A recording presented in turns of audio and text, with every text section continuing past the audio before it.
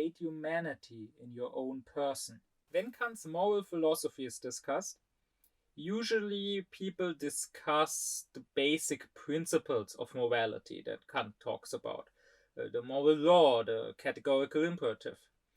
And I too have started out talking about those in previous lectures. But from the general moral law, spring specific moral duties that Kant talks about in his less well-known writings on morality, but in his much more extensive writings on morality, because as important as the critique of practical reason is, it's really just 150 pages or so, while Kant wrote a more extensive metaphysics of morals, and if you on top of that read the many lectures that Kant gave throughout his life on moral philosophy, they deal not so much with the theoretical meta-moral considerations that the critique of practical reason deals with. So when Kant talked to his actual students as a professor, they deal with specific moral duties. And when it comes to these duties, there are what Kant calls the outer duties, or the duties towards others, which I already talked about in my previous lecture. But then there are also what Kant calls inner duties, or the duties towards oneself. And these are not just simply a part of morality to Kant, but rather they constitute the most important part of our duties even. And so I want to talk about them here. But since this is the more untimely part of his moral philosophy, so nowadays we don't really know anything about duties towards ourselves, the very concept seems alien to many. Since this is the case, I want to, before I further explain what this is all about, I want to first give some examples. What are specific moral duties that one might have towards oneself? I want to give some examples so that you may get a sense of what this is all about. And indeed, the examples are manifold when you read Kant.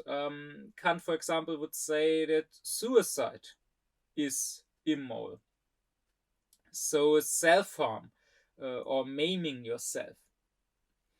It is also immoral to lie, and this is, in general, this is known. Kant is famous for being against lies, even if they might save someone's life. I will talk about this more extensively in its own lecture eventually.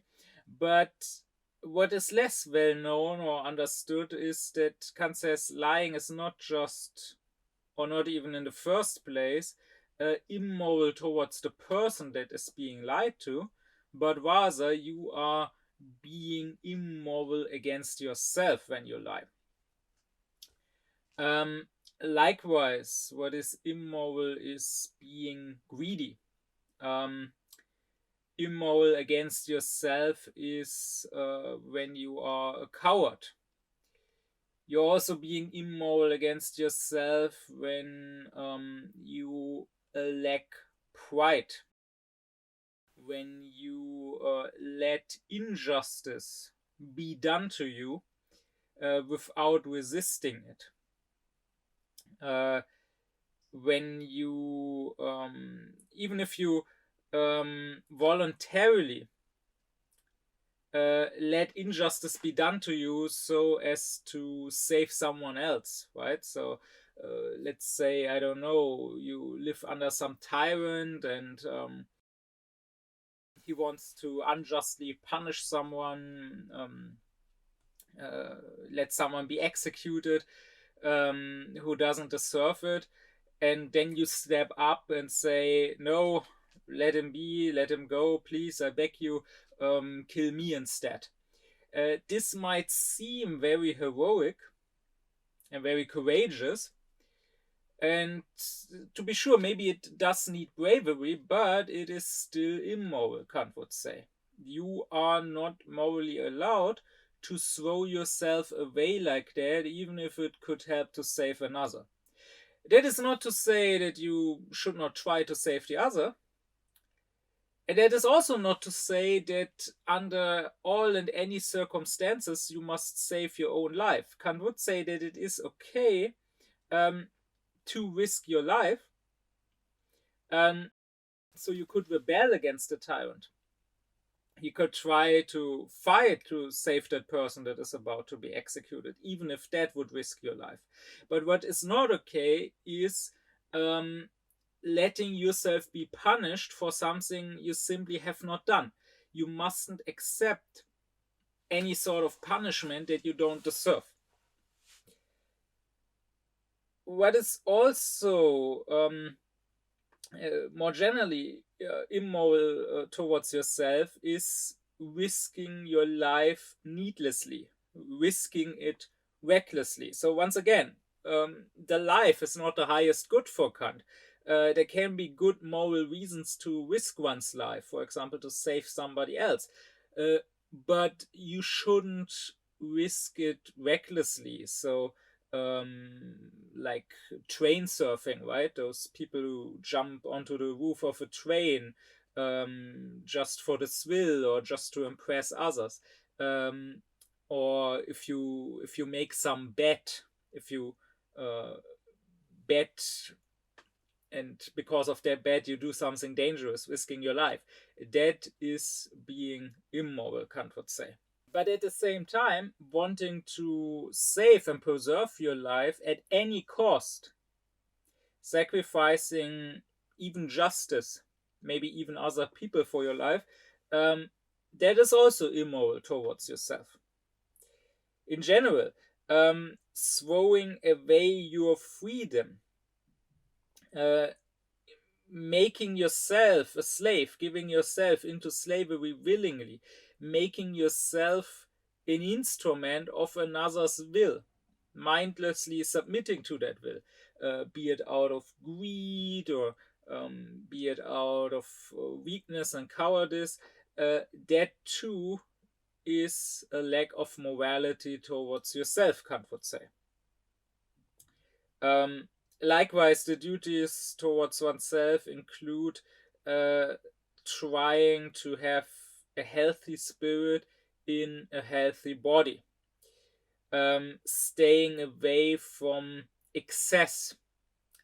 So Kant would say, if you do drugs, if you get, like, not doing drugs necessarily. So Kant would not say that you cannot drink a single glass of alcohol. Kant himself drank wine and company, but actually getting drunk, that means being immoral towards yourself. You should not get drunk, and likewise, you should not get intoxicated in other ways. And of course, you should not get addicted. The same is true about sexual excess, about debauchery. Kant was also against that. Kant would also say that that means throwing away your own dignity. Likewise, when you lend money, Kant would say it is against the duties towards yourself to make any debts that you cannot repay. He himself liked to say that whenever someone would knock at his door throughout his life, he could always freely and happily call out, "Come in," because at no point did he, Kant, have to be afraid that the one knocking would be someone asking for his money back. Um, what Kant is also against, that is if you are unclean, if you don't care. So he's not saying you must be super fashionable and be super obsessed with how you appear to others, but you should somewhat care, even if there are no others, even if you're on a lone island, to not let yourself go completely. You should be somewhat clean. It is also against the duties towards oneself to kneel, to grovel, to disguise your personality, so to change your personality in order to fit in order to get what you want, in order to be liked, because that would mean, Kant says, throwing your personality away, so throwing that away which makes you a human being in the first place, um, just to satisfy your desires. So basically throwing away your humanity to satisfy your animality. This mustn't be done. In general, Kant is against begging. He is against seeking favors from others. He is against living as a parasite, living off of the scraps that others throw at you. You should not seek more than necessary others' help. Indeed, Kant goes so far as to say that you should not take, for example, money that others might gift you, unless it is really necessary. So unless you are in a really, really bad situation where you really can't help yourself anymore through your own work or whatever, and unless you can really be sure of the honor and the moral tact of the person who gives you something, right? Because again, this is about retaining your own dignity and freedom. If this gets you into some sort of debt, even if it's not a monetary debt, but like an emotional one or whatever, if this leads to, from now on, the other person not meeting you as an equal anymore, but being above you, or if this leads to any sort of dependence on the other person, that puts you at risk of throwing away your dignity, and him at risk of abusing the newfound power, this is immoral. In general, Kant rejects belittling or humiliating yourself. There should be equality between all human beings. So therefore, Kant even says that kneeling in front of somebody else is already immoral. Even if he's the king, he doesn't deserve that you kneel for him.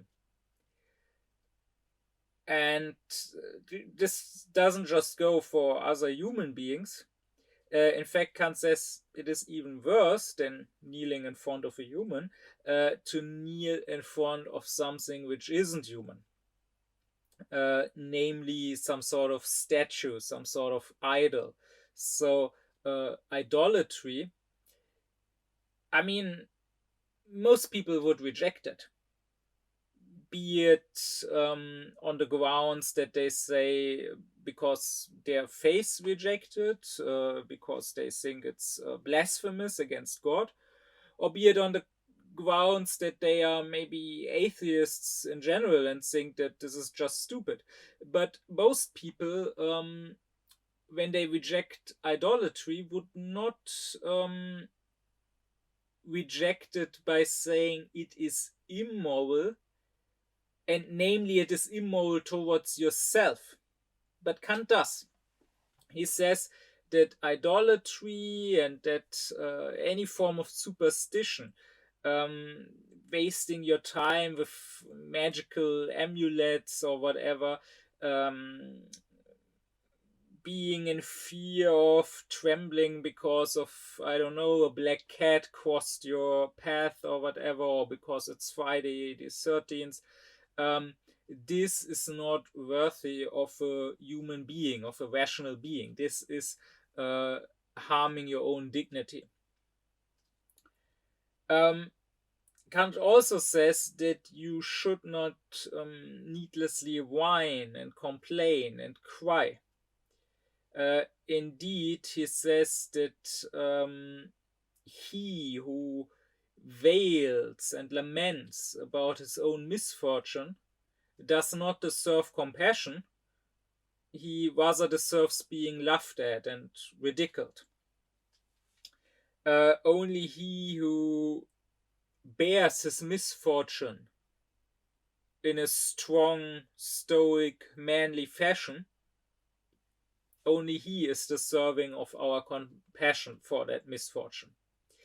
Kant even goes so far as to say that you mustn't cry out in pain, and that you mustn't cry either. And this latter statement is explained because to Kant, crying is the effect of the powerless. So out of powerlessness, out of helplessness, we are moved to tears. That is, Kant says, why it is most fitting for the powerless, he thinks of the women and the children, to cry. But he who has the power to change the bad thing that is happening to him mustn't just sit there and cry about it, because he can change it. And this is, well, this is what Aufklärung in general is about. Being and understanding yourself as a perpetrator and not a victim in life. Crying is for victims that cannot help themselves, Kant would say. A perpetrator, someone who is master of his own fate, has no reason to cry. That is why Kant says you might cry for others' misfortune, for the cruel fate that befalls others, because maybe you cannot directly help them. But you mustn't ever cry for yourself, because Kant believes that you can always help yourself. If not outwardly, surely there are some issues that cannot just be fixed, like if we are ill with some deadly illness that cannot be cured. But inwardly, that is, you can at least change your attitude towards it. You can at least be wise and bear it with some wisdom, being detached in some manner. So, in general, these duties towards yourself, these were just a number of examples, they are about preserving your own dignity, and they are once again about pride. Kant says we should have pride. It's important to understand him correctly here, however, because nowadays, and this maybe says a lot about our time and about how big the lack of dignity is nowadays. Nowadays we have almost forgotten what pride actually means. Because if you think about it, when the word pride is used today, when somebody says that he's proud, we usually mean proud of something, right? Saying I'm proud of my country, or I'm proud of my child, or I'm proud of my accomplishment, or I'm proud of my good looks, I'm proud of my good grades, I'm proud of my high IQ, I'm proud of my money, whatever, but I'm proud of something. And this is pathetic. Now, of course, there are various degrees. Being proud of your nation amongst those is certainly the most pathetic, because here you are proud of something which you have not even done yourself, right? The pride in one's nation is just for those people who, well, it's just for losers, right? It's just for people who cannot achieve anything themselves. You will always hear them talk about what's so great about their nation, be it the military power, be it the economic success, be it the culture, whatever. but no matter what it is, one thing they all have in common is that they don't contribute to it, right? Like you can say that, I don't know, if let's say you are English, oh, you're so proud of Shakespeare, but funnily enough, those people who say that, they are never Shakespeare, not even close. They are not great poets or whatever. Or like I live amongst many Turks who will say that they are proud of the Ottoman Empire, of how much land the Turks once conquered, but they never conquered anything. Not that I know. So this is just for pathetic losers who want to be proud of the accomplishments of others because they have no accomplishments of their own. This is clear. This is why you will never find a serious, even remotely aufklärt person being a nationalist. But even those other kinds of pride, even being pride in your own accomplishments, like being proud in your success, being proud in some work you produce, like some piece of art or some scientific accomplishment or so, that still is not aufklärt. Because if you think about it, you are still saying that you yourself are nothing and worthless, and that you need this other thing that you did, that you accomplished, to give you worth. If you say, I'm proud of my good grades or I'm proud of my good looks, it means that if you didn't have good grades or if you were ugly, you would have no grounds for pride. There is another sort of pride, however, which has somehow been lost, which is not talked about much anymore. I think this is both true for the German language and also for the English and probably also for other languages. And that is just pride, right? Not pride in something, not being proud of something, but just being proud, period. Like in the sense of when you say, no, I will not do that, that goes against my pride. I may have lost everything else, but I have not yet lost my pride. I will not fall to my knees and back or whatever. And this is the sort of pride that Kant talks about. This pride, Kant says, is the feeling that necessarily accompanies virtue, because it is really nothing else but the consciousness of our own dignity, of our own worth. So if we are virtuous people, living free, living with autonomy, not being slaves to our own desires, not making us slaves to other people, then we can have, and then we automatically will have pride. And this sort of pride is more of a negative pride, Kant says. So that's also why it has nothing to do with arrogance, with looking down on others, thinking you are better than others. It's more about not thinking that you are worse than others and not letting yourself be treated as such, right? Having enough pride to not let yourself be treated with contempt. This attitude of Kant's fits well with one of his favorite quotes. Kant had read the ancient Roman authors, even in his school days, and even in his old days, he liked to quote them.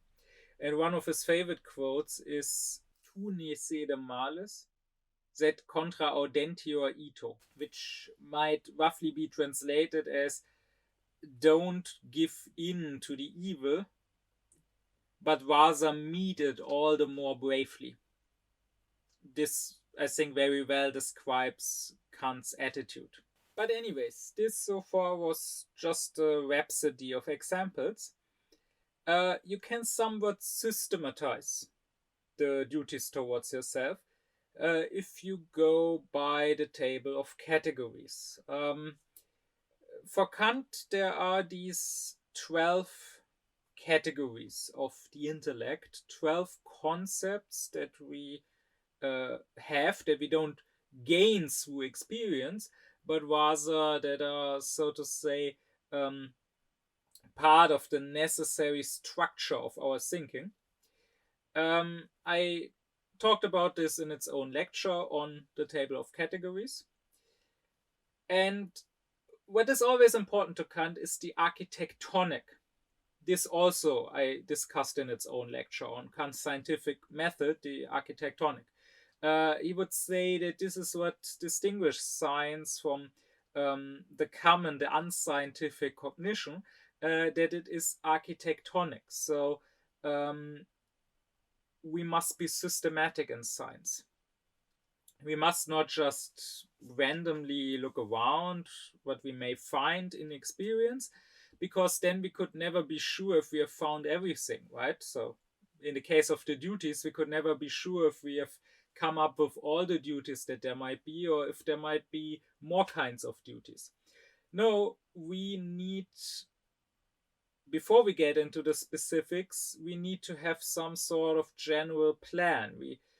And this plan Kant usually takes from his table of categories, because if, as he says, those 12 concepts are the basic concepts of all our thinking, and all our thinking happens within those concepts, then of course everything that we can think, in this case the duties,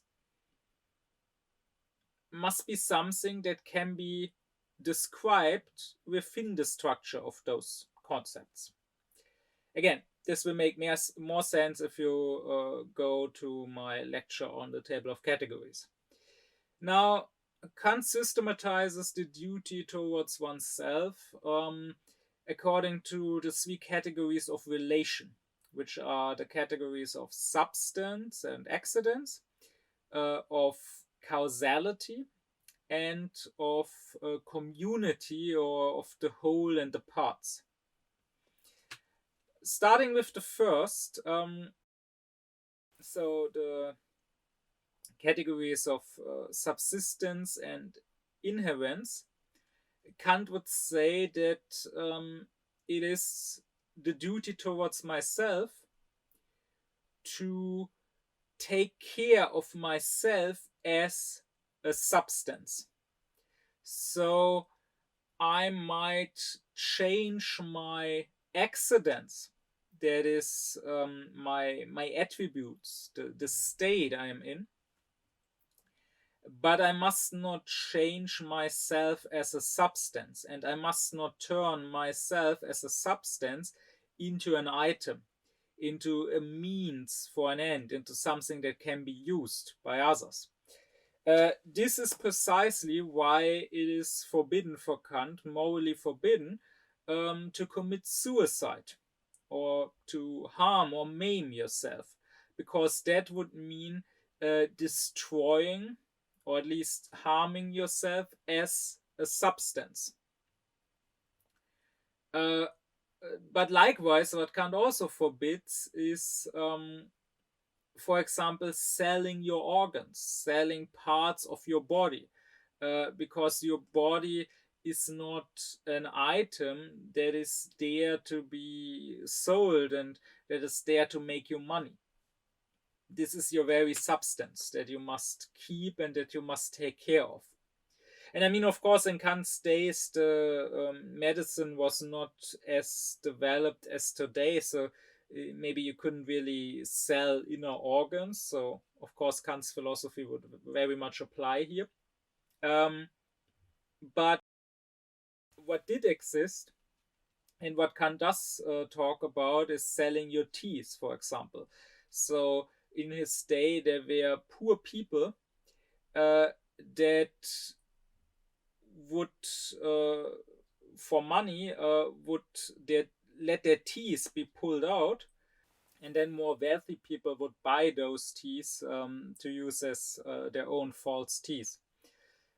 This Kant would say is immoral. Even if you are poor, this is not how you make money. You must not turn your own body into an instrument like that. And Kant even goes so far as forbidding this when it comes to hair. So many people might think, oh, when it comes to cutting your hair, that is not a big deal, right? It will regrow. But Kant says no. Of course, Kant is not against cutting your hair in general. I mean, he himself had short hair.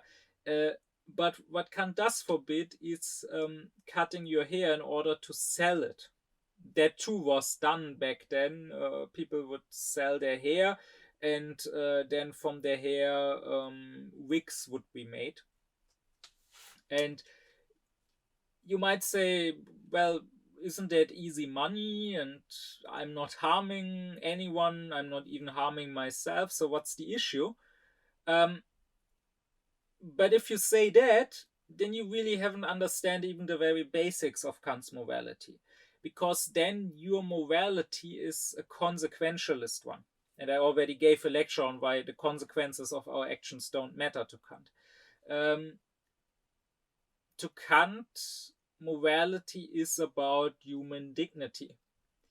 And if you sell parts of your own body, even non-vital parts, even parts that you don't need, that will regrow, you are throwing away your own dignity. You are giving away parts of your very substance. But moving on to the second category of relation, the category of causality. Here Kant says we have a moral duty towards ourselves to preserve not just our substance, but to preserve our causality. So our ability of actually doing something, actually having an effect. In other words, we must preserve our own freedom. This is precisely why we should beware of excess and intoxication, right? If I'm drunk, then I'm no longer free. I'm no longer master of myself. But this is also why we mustn't become the slaves of others, why we mustn't submit to others. Now, of course, Kant would say it is fine to work for others, to, for example, do some job and be paid for that, but only if we retain our freedom. We must never become mere instruments that are used by another will for his own ends. We can serve the ends of others, but only because we make doing so our own end. Even if we don't make it our own end because we like them or because we believe in whatever they are doing, but just because they pay us for it, but still we thereby make it our own end. That is fine. But giving away my own causality, so giving away my own freedom, that is not fine. In my previous lecture on human dignity and the categorical imperative, I talked about how, according to Kant, we must treat others as a purpose or as an end, if you will, in itself. We must never treat others as a mere means for our purposes. But well, this is also true for ourselves. We must not allow ourselves to become a mere means for others' purposes. We must retain our own autonomy. Now, as for the last of the three categories of relation, the category of community, here Kant says that this concerns our community with other people. And in this, we must retain our honor. We must not let others take our honor from us, and we must not throw our honor away ourselves. This means that we mustn't act in an unworthy manner. We mustn't throw away our own humanity. We mustn't act in a way that will lead to others as looking down on us, um, looking at us as something that can be despised, that can be mistreated. And also, we must not allow others to treat us like that. We must not allow others to act without reverence for humanity, and this includes act without reverence for the humanity in us, not just in other people and third parties, but also in us. This is precisely the reason why Kant says you mustn't act in an undignified manner that may lead to others losing respect for you. This is also the reason why, as I already said, Kant says you mustn't let injustice happen to yourself. You must resist that. Even if maybe you personally aren't harmed that much, this is about humanity being harmed.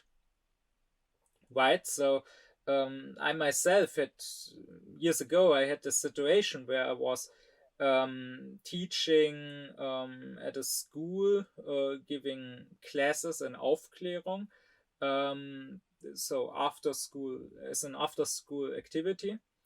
And at the time, there was an election here in my district of Berlin, and the district mayor sent around random letters asking people to vote for her. And I replied to that, explaining why I wouldn't vote for her, and also the students that in their free time took philosophy lessons with me, they wouldn't vote for her, and I explained why. And she actually wrote back, inviting me and the students for a conversation. This was, however, before the election, and I said, sure, we can have a conversation, but give us some time so the students can actually prefer. I don't want you to talk over them, to just manipulate them or whatever. I want them to be prepared. I want them to know what they are talking about. And after the election, she suddenly canceled the conversation, saying that she had reconsidered it, and she had come to the conclusion that our positions were just too different. So a conversation wouldn't make sense. So apparently she believes that you can only have a dialogue with people who already have the same opinions as you. And mind you, in my original letter, I had not even gone into specific policies, right? So I just said in general, don't treat the voters as just, people, just dump masses that should vote for you, but that you don't care about. Actually engage in dialogue with them, actually take them seriously, including the young voters, and don't just think of winning the next election, but rather take responsibility for the future. And also don't work with just a nice facade, but rather you should care more about the actual political substance. That is really all I said. And the letters are on my website even. I mean, they're all in German, obviously, but they are on my website. Anyone could check that. And apparently those statements of mine are so far removed from whatever her position is that a conversation doesn't even make sense, which maybe says a lot about her position.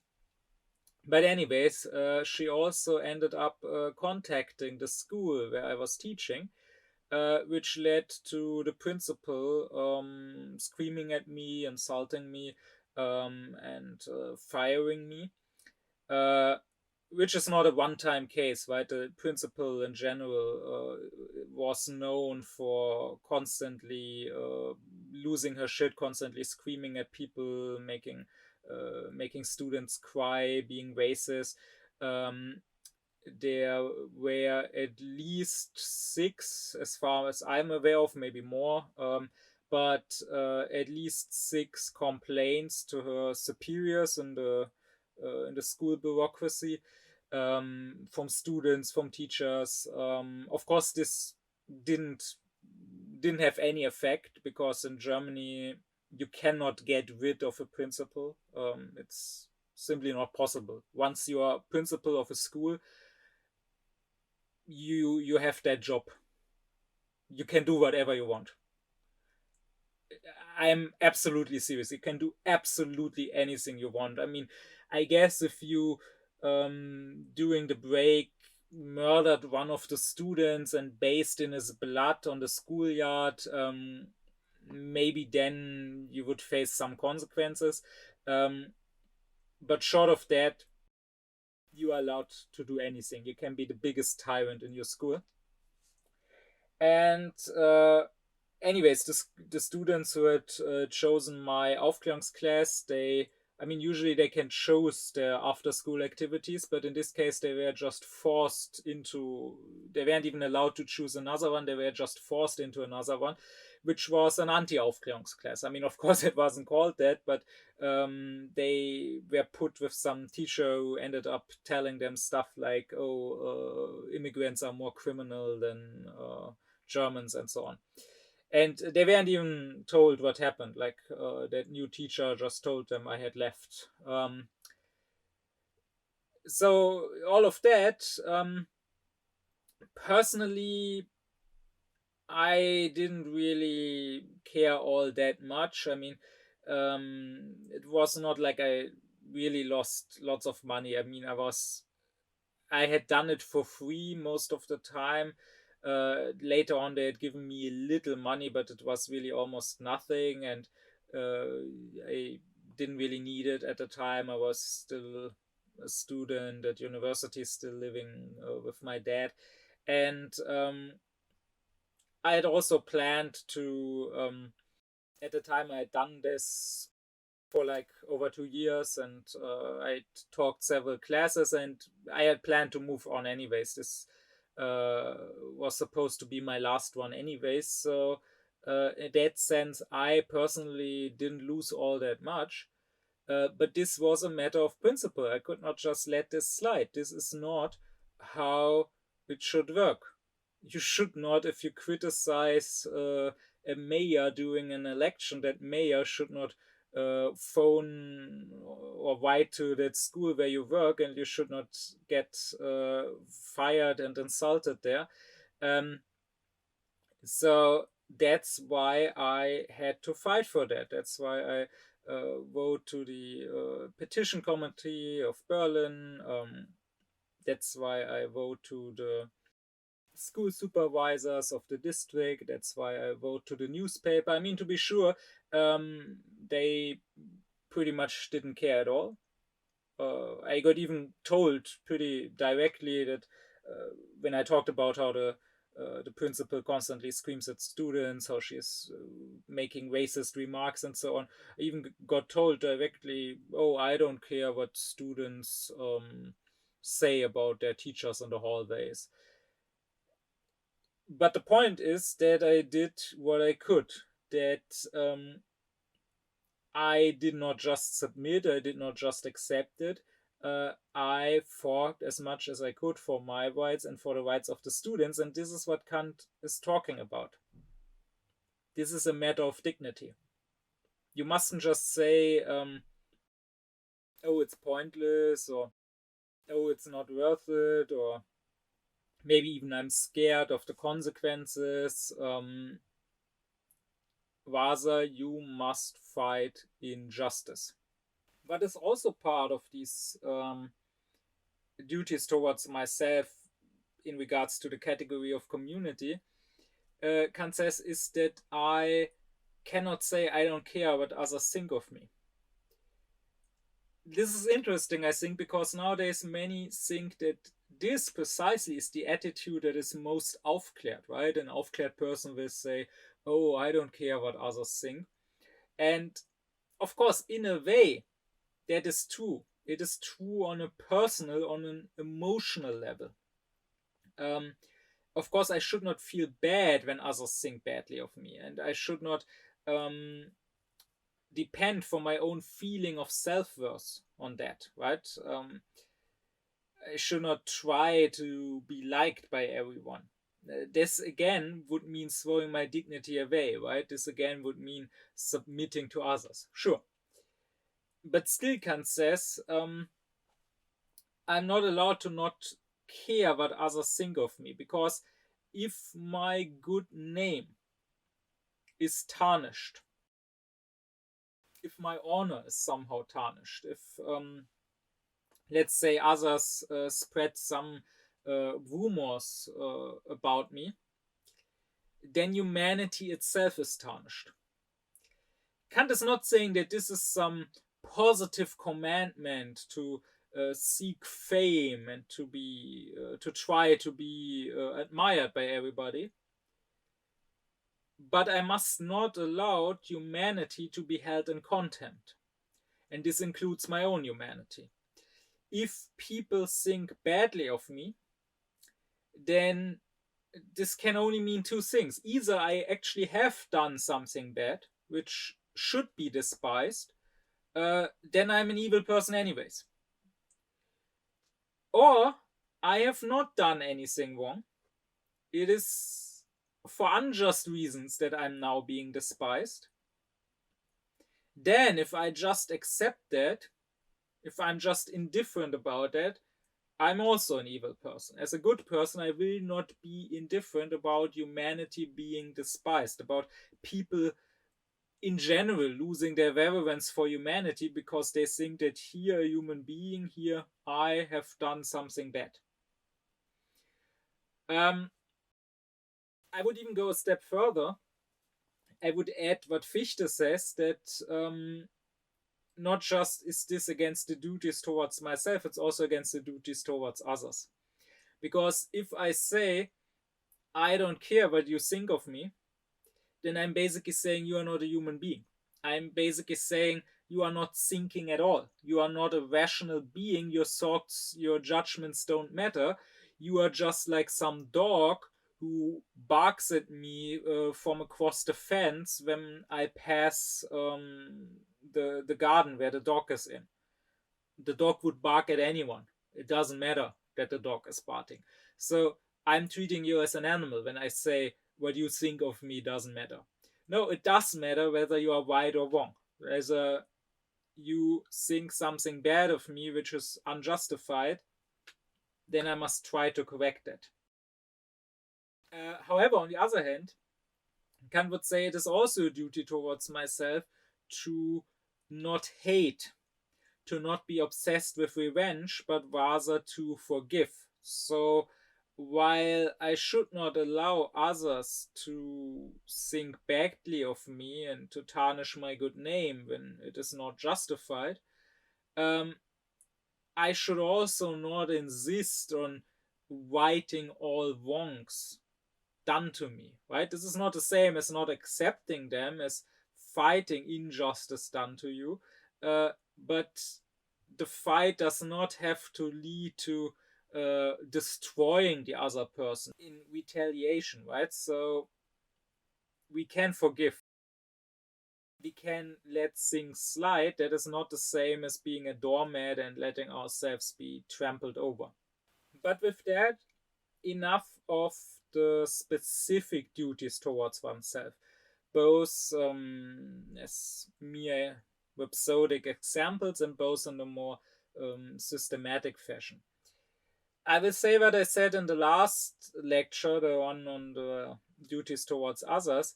If you are interested in specific duties and what Kant says about them specifically, you should read Kant yourself. You should read specifically Kant's lectures. I want to talk about this in a bit more general fashion, and I want to focus more on Kant's principles. Because, as I said in that previous lecture, the application of the principles is something that you can criticize. It's something, it's often the weaker part of Kant's philosophy. So you could maybe disagree with Kant about specific duties towards oneself that he talks about, like um, especially when it comes to the morality in regards to sexuality. It is obvious that Kant still, in many regards, is a person of his own time, thinking, for example, that homosexuality is means throwing away your dignity, acting against the duties towards yourself. Here we can, of course, disagree and say that Kant misapplied his own principle, but that is not necessarily a reason to dismiss the principle as such. However, this, of course, is done nowadays. Nowadays, when we think of morality, it seems to be the most natural thing for most to think of how you treat others. Most people don't even think of that morality could also be about how you treat yourself. And they often don't want to think about that. They will, these things that Kant rejects, they will maybe also reject them in some sense, but not as immoral. So, for example, surely we would usually say that suicide is bad, that we should try to prevent people from committing suicide. So, that is, of course, once again, a duty towards others, not towards ourselves. But when someone does commit suicide, then most people would say, well, that's sad that he did that, sad that it could not be prevented, that he could not be saved. But they would not say he is immoral, just like they would if he had killed somebody else and not himself. They would maybe even feel uneasy about a suicidal person being called immoral. When they hear that Kant says such a person is running away from the world, not fulfilling his purpose that he is in this world for. When they hear Kant calling such a person a monster, they will not like that. Same when someone is somehow sad, depressed, is maybe self-harming. People would, of course, say that is bad, that person needs help. But they would probably not like to hear that that person is somehow evil. They would not like that person being judged. Rather, they would probably find that this is this shows a lack of empathy. And likewise, they would say it's evil maybe if you say that others are worth less than you. If, say, you are a racist or you are a misogynist or whatever. But if someone says of himself that he is worthless, again, because he is depressed and hates himself, or also for ideological reasons. I mean, there are women who themselves say that women are lesser and should stay in the kitchen or whatever. Then people will say this is bad and that person maybe needs help, maybe that person was brainwashed or whatever. But once again, they would not say that that person is being evil towards himself, because the very concept of being evil not towards others but towards yourself is a very untimely concept. So much so that many will not understand it, many will reject it, many will probably even get angry about it. So as for those latter people, I will say that they have no part in this discussion. Like, if you get agitated, if you get in any sense overwhelmed by your sensitivities, that is, if you get triggered by something, then you stop being a human being in that moment. You become a wild animal. You cannot be reasoned with. And therefore, you removed yourself from the discussion. You should not be taken seriously. Whatever you say, whatever judgment you give should not be taken seriously. Philosophy requires you to be calm and detached and completely without any prejudice. You must not have any horse in the race yourself. You must be able to openly and freely discuss anything. If you cannot even discuss without sentimentality, if maybe we should all eat the hearts of babies for breakfast, then you have no place in moral philosophy.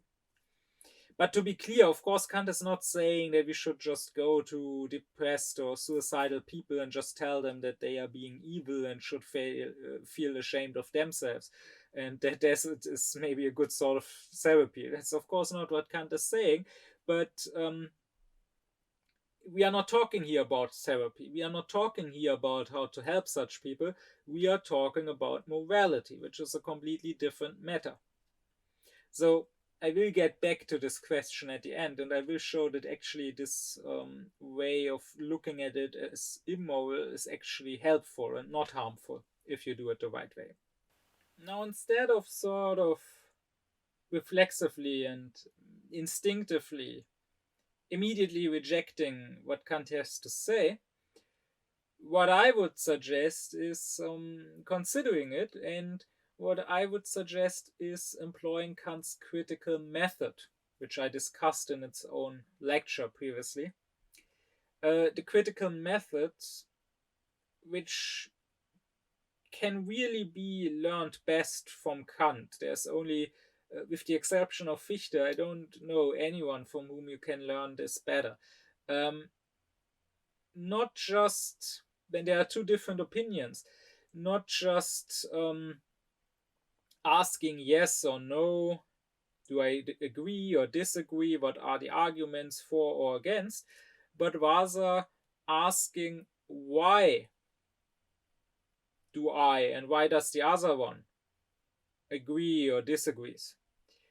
Not what are the arguments, but rather out of which principles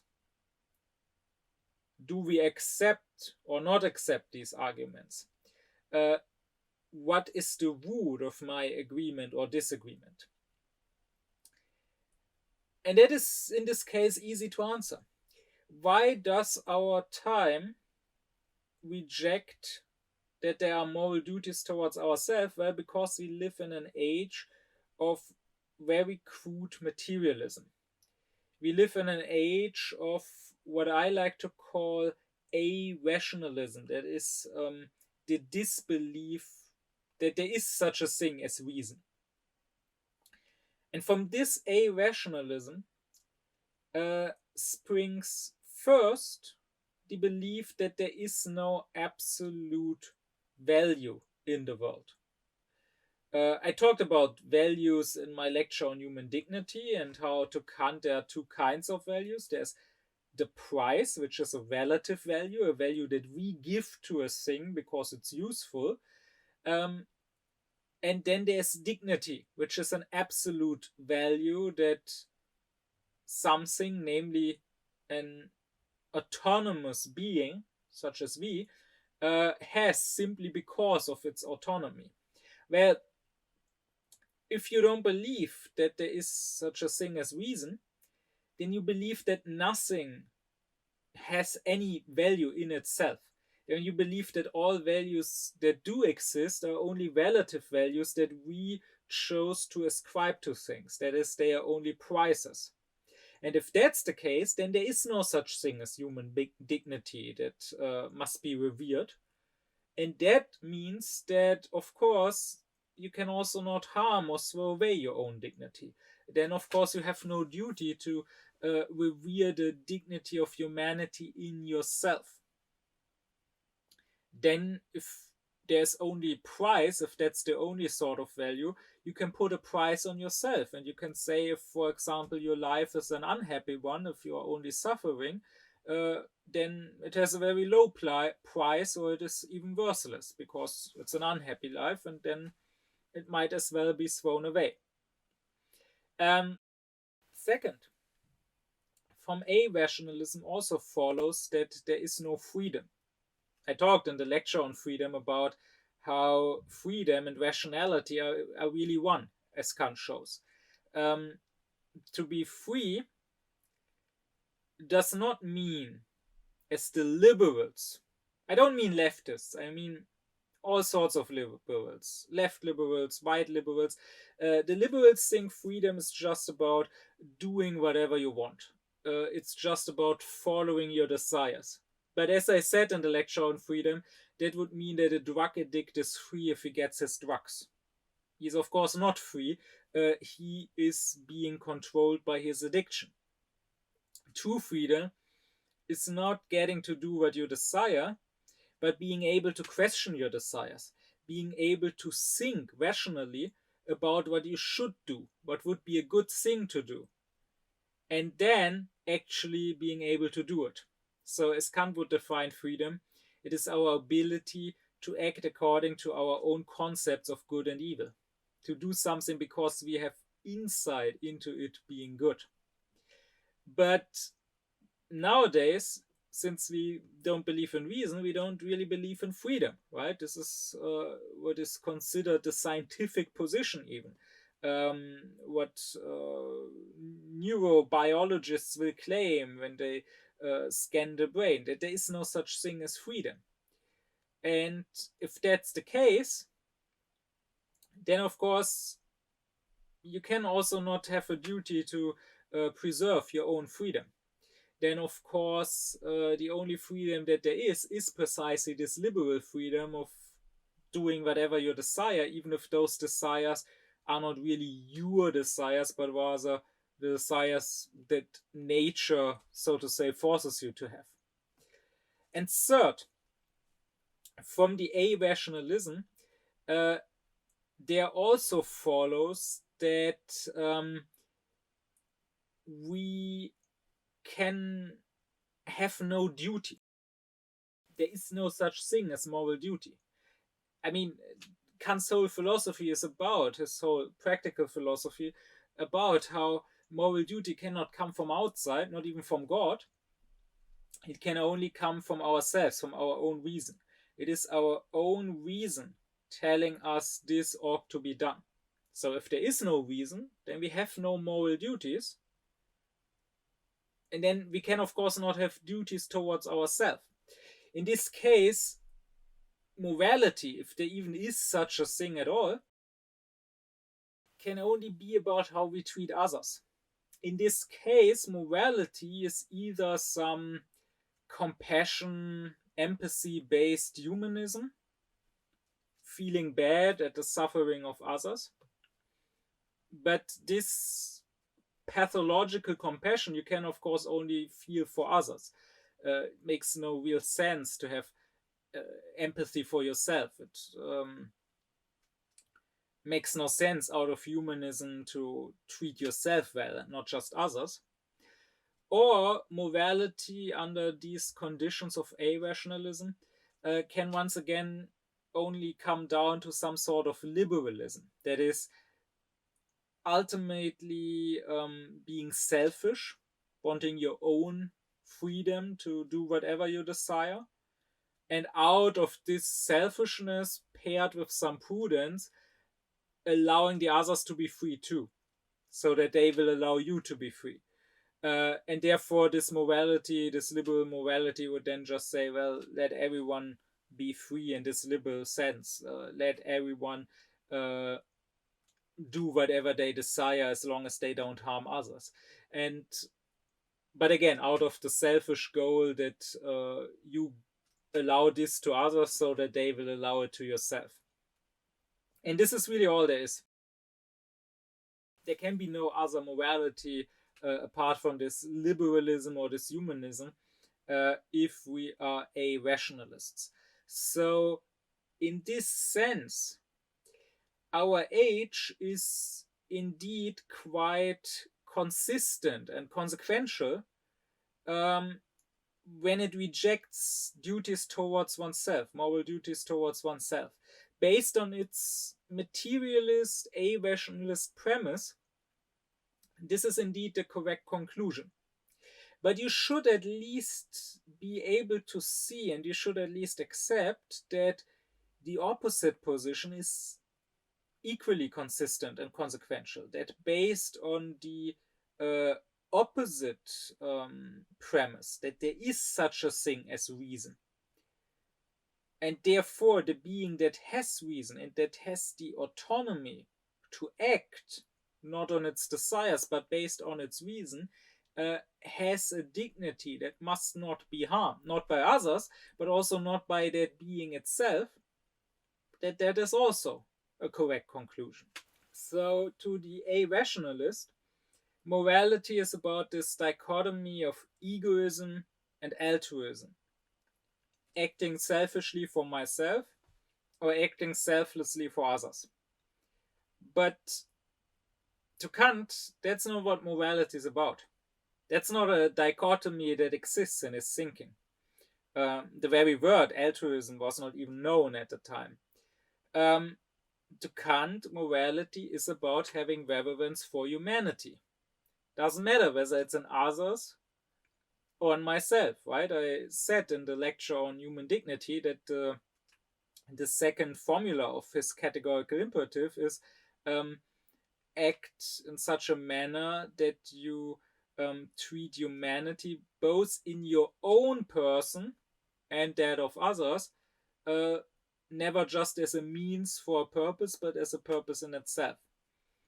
So, to Kant, there is in a way no difference between killing somebody else and killing yourself. I mean, if you think about it, why would there be? Makes no sense.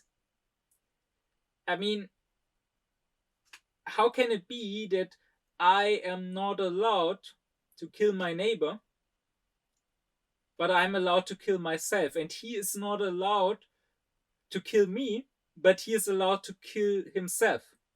So the same action, killing me, can be morally allowed or morally forbidden depending on who does it. It's forbidden if somebody else does it, but if I myself do it, it's all right. That makes no sense. Either it is right to kill me or it is not right to kill me.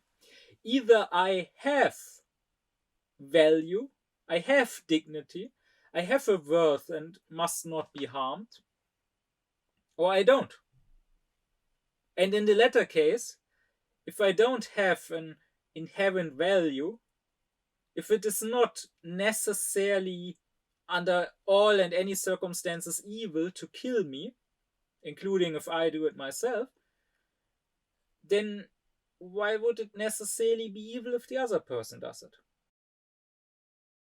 If you start out this way, if you already morally allow suicide, then you already say that humanity has no inherent value, that humanity as such must not be revered, and then you cannot really tell other people to revere it. You can maybe get them to have compassion, but as I explained in the lecture on compassion and the good heart, that has nothing to do with morality. That is just pathological, that is just animal-like feelings. And you cannot disagree with this unless you want to say that a human being can be his own possession. Only under that premise could you be morally allowed to do with yourself whatever you want, even throw yourself away, destroy yourself, only if you are your own possession. Only if you reduce yourself to an item. But that's a position that is not just morally disgusting and abhorrent, it's also a position that is absurd. You cannot be your own possession. No thing can possess itself. If you are indeed a mere item and not a person, then yes, you can be possessed, but that precisely means that you yourself cannot possess anything, not other things, and certainly not yourself, because that's what it means to be an item and not a person.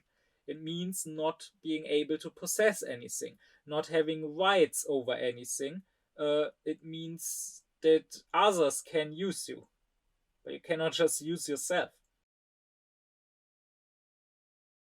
But this is what you do when you say that your own humanity has no inherent value that must be revered. You reduce yourself to an item, to a means, to an end. Um, and that's what most people do. They treat themselves as basically just a pleasure receiver. And if that's all you are, if you have no dignified humanity, but you are just a receiver for pleasure, then of course it makes sense if you don't receive pleasure, if you only receive pain, maybe, to throw yourself away. That is to kill yourself. Just like it makes sense to throw an old TV away that does not receive any images anymore. If it's broken, throw it away. That is true for all items, for all objects that only serve as instruments for something else. But it is not true for something that has dignity, that has its own inner value in itself. And I think one reason why many in our age will struggle with specifically this part of Kant's moral philosophy is that they have no real concept and no real sense of reverence or of contempt at all. They think if you call someone immoral, like Kant calls the person who commits suicide immoral, they think someone who's immoral must be someone that must be hated. And then they say, well, I don't hate the person committing suicide, so you cannot be immoral. But to Kant, hate and moral contempt are two very different feelings. Hate is a personal feeling. You can only really hate if you yourself were harmed. So you can hate the person who beat you up, maybe. But if you hear that someone beat up someone else, a third person, that is completely unrelated to you, then you cannot really hate that violent person. You must be, for hating, you must be affected yourself, at least in some degree. Maybe not directly, maybe you were not beaten up, maybe your best friend was beaten up, and you hate the person who did it because of that, but in some way you must be affected. Contempt, on the other hand, Kant would say, is a general feeling, not a personal one. Contempt you can feel for someone simply because he does something contemptible, because he does something despicable, even if you yourself or your loved ones were not harmed in any way. And Kant would say that hate, if we are to hate at all, hate is indeed something that we would rather feel towards people who act against the duties towards others. So people who beat, who murder, who rape others. Hate is not something we will feel for him who acts against the duties towards himself. Indeed, such a person is not just not hated, such a person can even be loved, Kant says. Right? We can, someone who's suicidal, we can maybe still love him. Because love is not directly connected to dignity. We can even love animals, Kant would say, who have no dignity, who have no autonomy. But what we cannot do when somebody acts against the duties towards himself, we can maybe still love him, but we cannot have reverence for him. We cannot hold him in high respect and regard because of his steadiness and because of his sublime character. If he is someone who succumbs to, let's say, depression and who, say, self-harms or kills himself, that we cannot do. So And that is what matters to Kant in morality, that it is not about love or hate necessarily, it is much more about reverence or contempt. Can we look up at someone and hold him in high regard? Or do we have to look down on someone and despise him in some way, consider him pathetic in some way? And with this, Kant's morality is once again close to that of Nietzsche.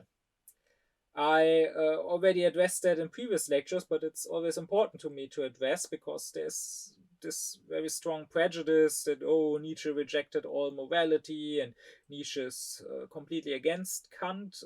Many think that because they have not read both.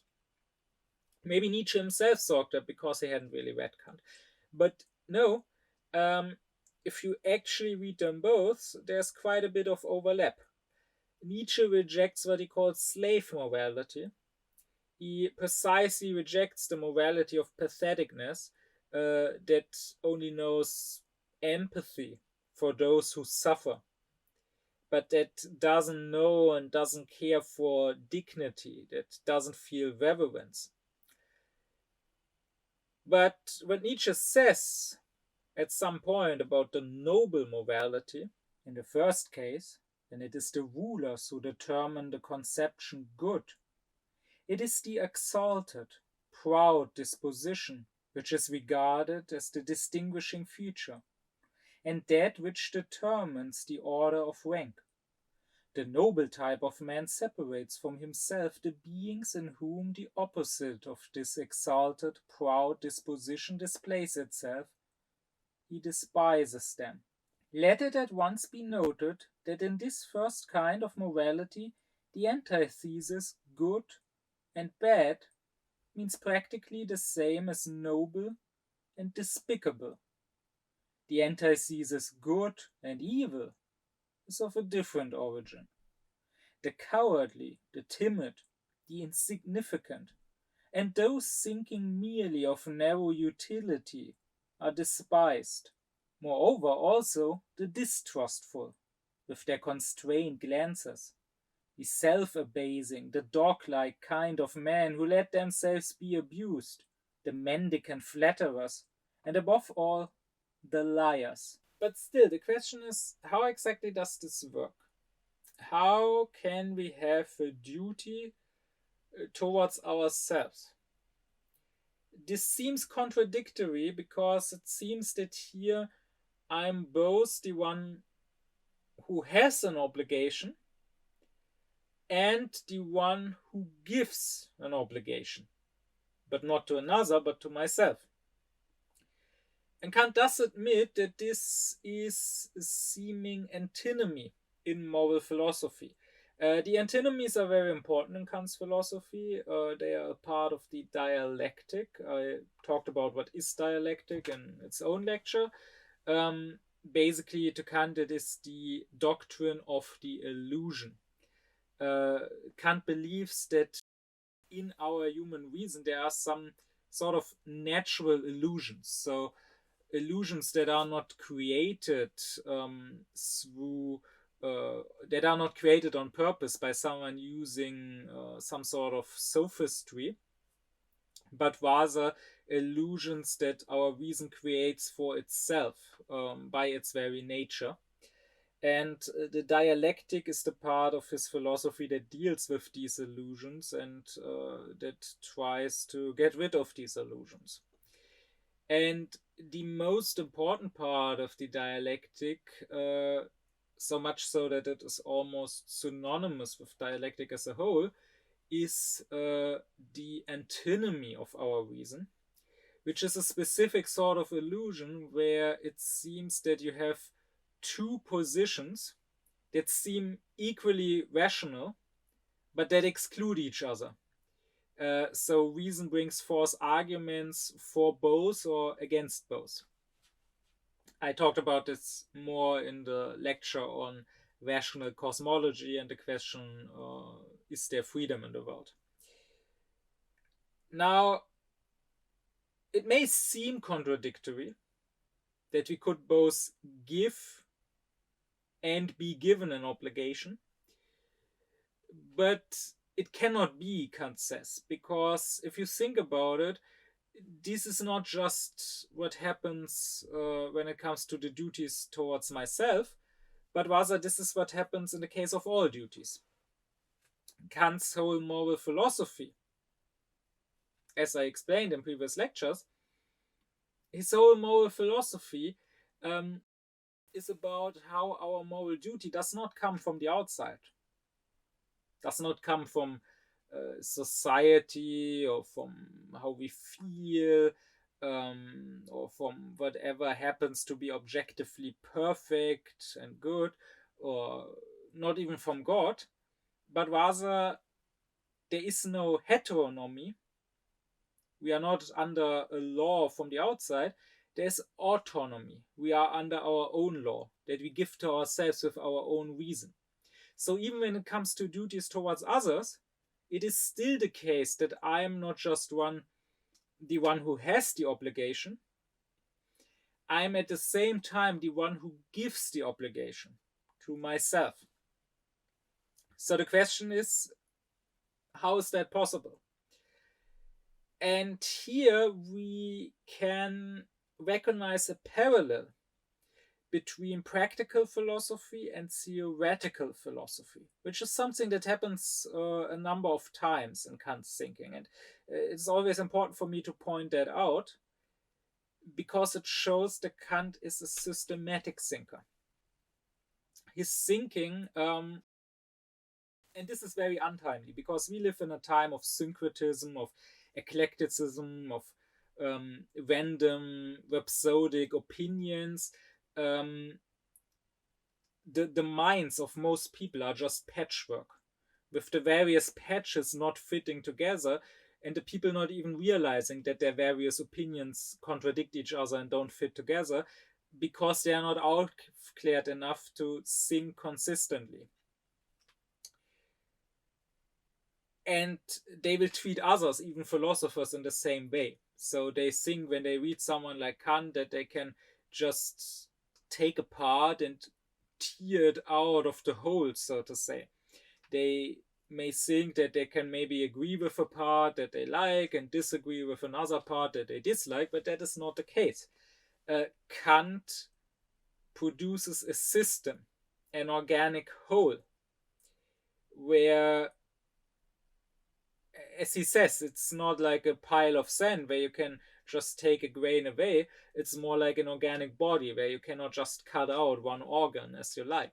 So you either have to accept Kant's philosophy as a whole or you have to reject it as a whole.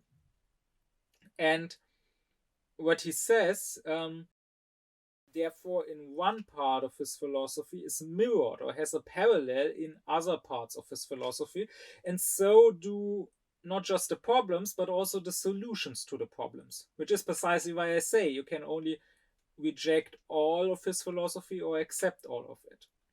So, in theoretical philosophy, there is a similar problem, and that is the problem: how can I be affected by myself?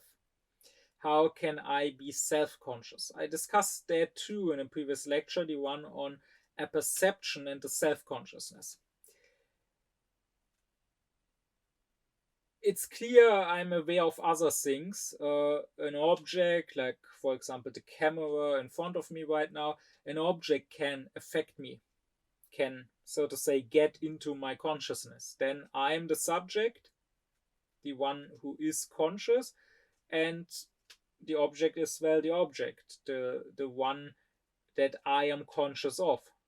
But when it comes to self-consciousness, Fichte called the human being the subject objectivity because I'm both. I'm the subject and the object at the same time. And the question in theoretical philosophy is, how can that work?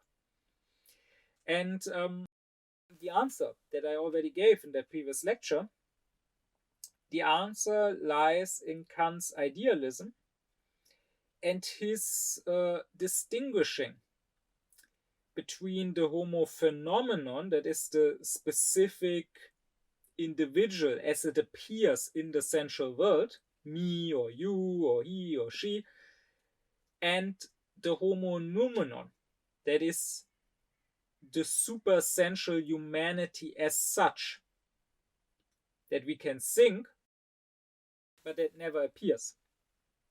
So in theoretical philosophy, the way self-consciousness works is that in the mere thinking, which is superessential, the empirical thoughts and feelings and desires, all sorts of representations, appear. I, as a homo phenomenon, as essential being, appear to myself as a homo noumenon, as a thinking being. Well, when it comes to morality and to the duties towards myself, it is really the same thing. How can I have an obligation that comes from myself? Because it is humanity in me. It is the homo noumenon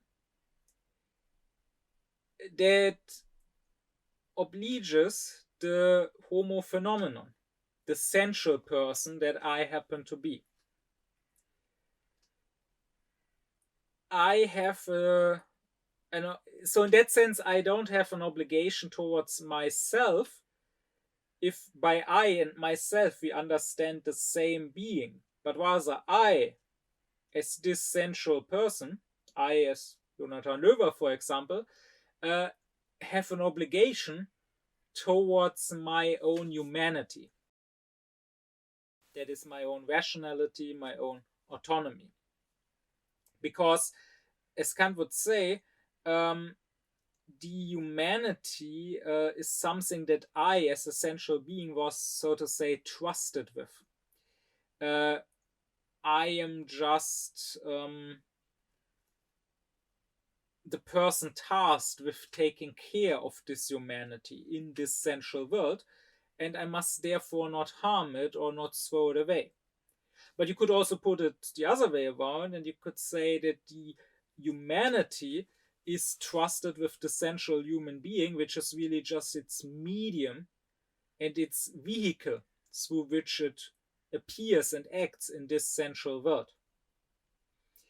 And from this, it follows that we have duties towards ourselves, and from this we can once again define those duties in general through the first category of relation, that of substance and accident, because Kant says there's a difference in everyone between his person and his state. And what I'm allowed to do is change my state however I like. So, for a simple example, I can go wherever I want. I can be here in this room, but I can also go over to another room, or I can go outside. I am master over my state. But what I'm not master over, or at least shouldn't be master over, what I must not change is my person, my substance, so to say. That is precisely why I mustn't commit suicide, for example. I can change my state here in this life, but I cannot make changes to my very person, so to my essence, so to say. I can change that, which is just part of my essential appearance, but I must not attack my own humanity and throw that humanity away. From this explanation of how we can have duties towards ourselves, we can now also understand what those duties are. So, what is their content in general? Kant is not the first to have talked about duties, moral duties towards yourself. In fact, in his time in the 18th century, everyone in moral philosophy commonly agreed that there is such a thing. But mostly before Kant, the moral philosophers thought that the duty towards yourself is to care for your own happiness. And this Kant rejects completely. And he is right to reject it, though I would say that he does it for the wrong reason. His argument to reject this is pretty weak and not really consistent, because Kant says it cannot be a moral duty to care for my own happiness because I already want it. And right, happiness is what everyone naturally wants.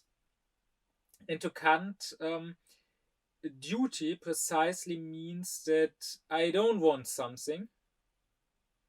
I should do it, I ought to do it, but I don't necessarily want it. If I already wanted it, then it would no longer be a duty. This, however, I think is not a good argument.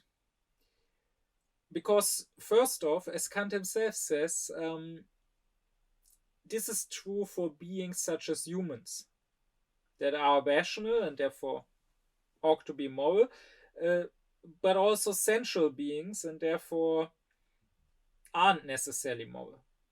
But Kant says that a pure rational being, he says that God is moral by necessity. For a holy being, Kant says, a being that is not just good, but holy, that is, it doesn't just have a good will, but rather it has a will that doesn't even have a propensity for evil. Not just that does not want evil, but that cannot even possibly want evil. For such a being, there is no shall, no ought, but rather there's only what it already wants. But that does not mean that such a being is outside of morality, that the moral law doesn't matter for that being. It just means that the law is, so to say, a law of its inner nature, that the law is a law that that being necessarily fulfills, and therefore there is no obligation. So this could also be the case when it comes to acting morally towards others, towards ourselves. Just because we already want to be happy does not mean that it could not be the case that the moral law also dictates that we should care for our own happiness. And secondly, even when it comes to our duties towards others, Kant, of course, says that we can also do them because we want to. Right? I can help someone who is in danger, not because it's the right thing to do, not because it's my moral duty, but maybe because I love that person and therefore want to help him, or because I have compassion. I discussed this in the lecture on the good will and the good deeds. This is the difference that Kant makes between the legality of action and the morality of the will. So I can do an outwardly legal action, that is an action in accordance with the moral law, that still is not a moral action because I have not done it for the right reasons, because I have not done it because the moral law dictates it. Well, if that is the case when it comes to the duties towards others, why should it not also be possible that this is the case for the duties towards myself? It could be that it is my duty to care for my own happiness. And yes, most people do this not because it's a duty, but because it's also something they want, because it's a pathological desire of theirs, and therefore it has no value in their case, no moral value, but it could still at the same time maybe be a moral duty. So therefore, I don't go with Kant's argument. I think you could find better arguments for why happiness is not what the duties towards ourselves are about. Namely, happiness is a desire not of humanity, because humanity, the homo noumenon, is completely supersensual and has no sensual desires, but happiness is a sensual desire. So it is basically a desire not of my humanity, but of my animality, of me as a sensual being. of the homo phenomenon. That's why happiness cannot possibly be the content of the duties towards myself. That, by the way, does not mean that it is immoral to care for your own happiness. So, of course, that's not what Kant says. You are allowed, as long as it happens within the bounds of morality, so as long as it happens in a moral way, you are allowed to make yourself happy also, but it is not what is your moral duty. Rather, the moral duty towards yourself is precisely about humanity. It is about that idea of humanity whose image we are, and which gives us a moral obligation, be it towards ourselves or towards others, in the first place. Only because we have this idea of humanity, of the perfect, of the holy, of the God-pleasing humanity, the idea of holiness, which I discussed in its own lecture, only because we have this idea in the first place, are we moral beings? Do we have a moral duty at all? Towards others as well as towards ourselves. So it is this idea which is the content of the duties towards myself. You could summarize these duties as preserve the humanity in yourself. Preserve the humanity and its dignity. Don't harm your own humanity. Or also act in such a manner that you are worthy of being human.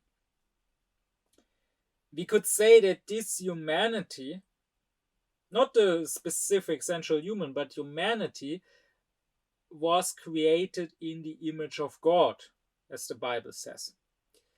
That is, God is rational, God is autonomous, God is good. All this is also true for humanity, for this homo noumenon. Again, the central human being is obviously not created in the image of God, because God does not have a physical body, right? And if that were the case, then we would have to ask which central human is most created in the image of God. Like, does God look more manly or more womanly? Is he white? Is he black? This is, of course, wrong, and this would, of course, lead to many very problematic conclusions potentially. But rather, it is this humanity, this rationality, this goodness as such, which is the image of God. And you could say, this is what after Kant Fichte says, you could say that the homo phenomenon, that the essential human being, the individual, is not the image of God, but he is the image of the image. Sort of a copy of a copy. And that his task in morality is to rise from a mere image of the image of God to being the actual image of God. His task is to become holy, to mirror God, to, in biblical terms, die in the flesh and be reborn in spirit, or to do no longer his own will, but the will of God. And this is something, again, Kant is not quite as explicit about this yet as Fichte is later on, but you could say that this is something that various religious and specifically mystical traditions have already talked about many centuries before, right? Depending on which tradition you look at, they would say that yes, this humanity is Christ. Not just the central individual Jesus that lived at a specific time 2000 years ago, but Christ, the Son of God, that was with God from the beginning. and in whose image we should reshape ourselves. That is, we should all, in a way, rise to Christhood. Or you could say, as is done in the Kabbalistic tradition, that this is the Adam Kadmon. That is not Adam as a individual guy named Adam who married an individual woman named Eve, but Adam Kadmon, the original human, the, so to say, cosmic human, bigendered human, once again, the humanity as such, created in God's image. Or you could, as the Sufis do, as someone like Ibn Arabi does, you could call it the Insan al-Kamil. That is the perfect man, the perfect human being. Call it what you will. It is this humanity, this image of God, this perfectly rational, good human being, which we all carry within ourselves, which we all potentially could be, that we should have reverence for, and that we should never harm in our actions. That is the duty towards ourselves. Just like really it is the duty towards others not to be nice to their sensual animal nature, not cause pain to them, but to also have reverence for that humanity in them. So all the duties towards ourselves are about our own dignity. When Kant says, don't whine, don't cry, don't lament, but rather be courageous, even in misfortune, and try to change your fate, to actively do something about it, that is about dignity. When Kant says, don't kneel, don't beg, have pride, don't accept injustice being done towards you, that is about dignity.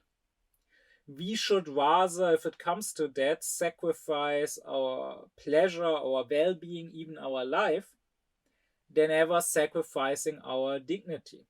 That is why Kant says at some point we could summarize all the duties towards ourselves as have a healthy spirit in a healthy body, if you can.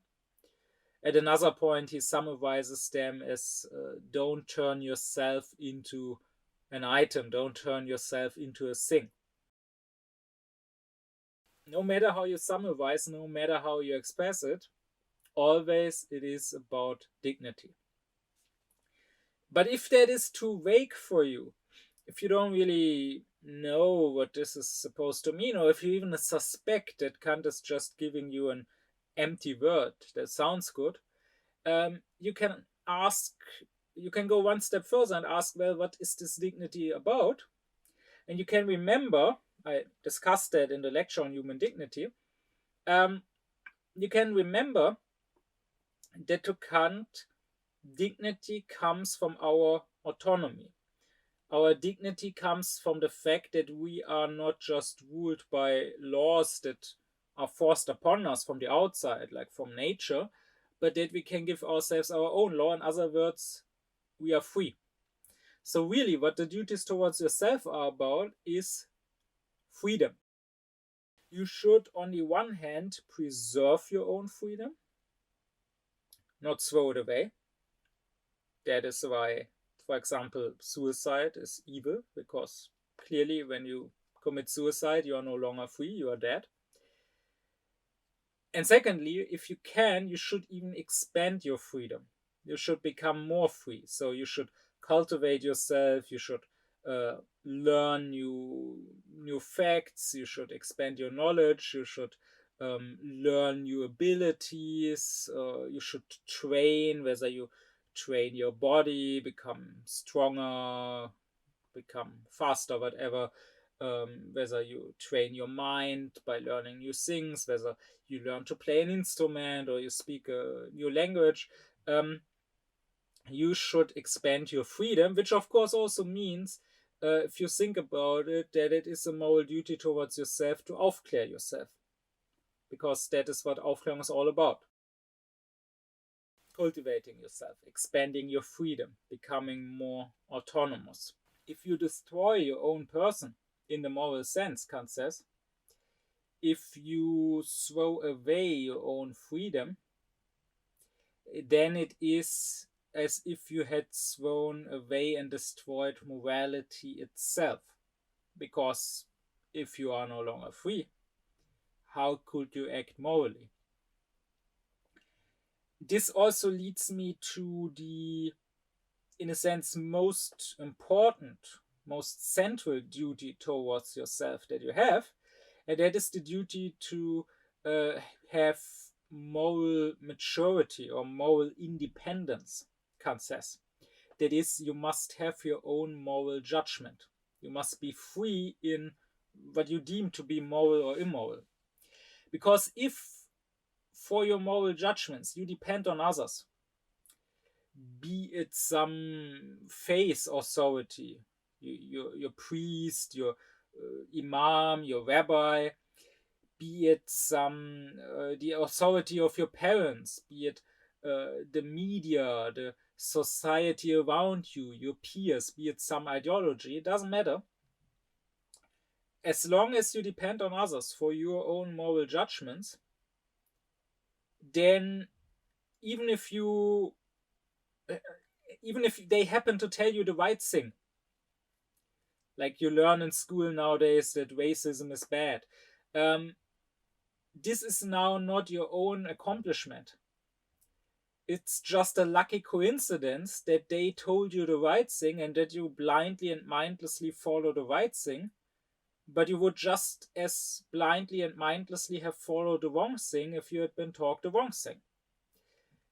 No, Kant says, you have a duty to be free in your moral judgments, that is, to judge for yourself what is good and what is evil. But in order to be able to do so, you need two things. You need to know yourself and you need to know the world, Kant says. First, knowing yourself is needed. So this is the old Greek saying, know thyself, right? And Kant always interprets this as mainly being moral.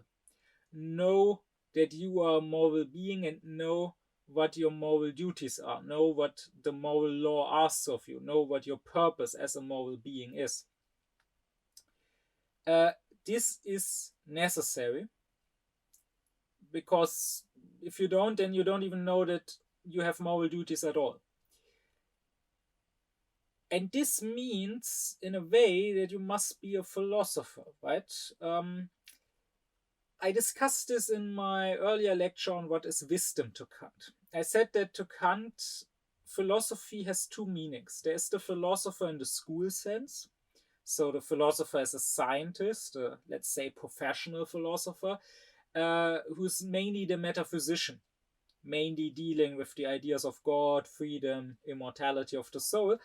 And of course, in that sense, not everyone has to be a philosopher. Not everyone is cut out to be one. And it's not necessary, and it wouldn't even be a good thing. I mean, we also need people to be farmers or bakers or electricians or whatever. We can't all be philosophers in the school sense. But there's also the philosopher in the world sense, which is just a wise person, the sage. And he is, as Kant says, the lawgiver of reason. That is, he uses reason to say, so to understand and to say what should happen, what should be done. He is the one, that is what wisdom is about. It is about the final purpose, to which all other purposes are just subject, are just means to that final end. So wisdom is about understanding your purpose, and therefore it is a moral thing mainly. It is about understanding what you ought to do.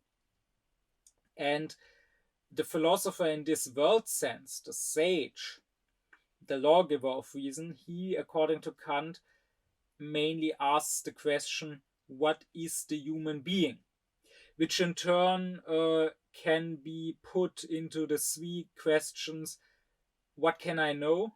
What should I do? What may I hope? And this is something, in this sense, everyone should be a philosopher. So, as I would say it, everyone should be aufklärt. Everyone should think for himself about, well, what is the human being? What am I as a human being? And therefore, what is my moral duty? But what is important is that Kant says knowing yourself is not enough. You also must know the world. Because the moral duty in general is just to be good. And you can know yourself, you can therefore know that you have the duty to be good, and you can actually have the goodwill. But now, what does that mean in a specific situation? How to realize that goodwill? What is good in a specific situation? That you cannot just deduce from pure reason alone, from the moral law alone, but rather for that you also need to know about the world, right? So let's say you want to help a sick person, you want to save his life, well, or you want to feed someone who is hungry. Well, in order for that, you must know the substances in this world. You must know what is actually sustaining food or healing medicine. So, something that you should give him. And what substance, on the other hand, would be a deadly poison that you should not give him. You can have the best of wills. You can genuinely want to help him. But if you don't know how, then you cannot help, right? So the goodwill also needs to know the world to some degree. So, I mean, think about the big issues of the world right now. If you could be a good person, but if you don't know that there's a climate crisis, that, for example, flying contributes to the climate crisis and what it does, then you will maybe mindlessly fly on vacation.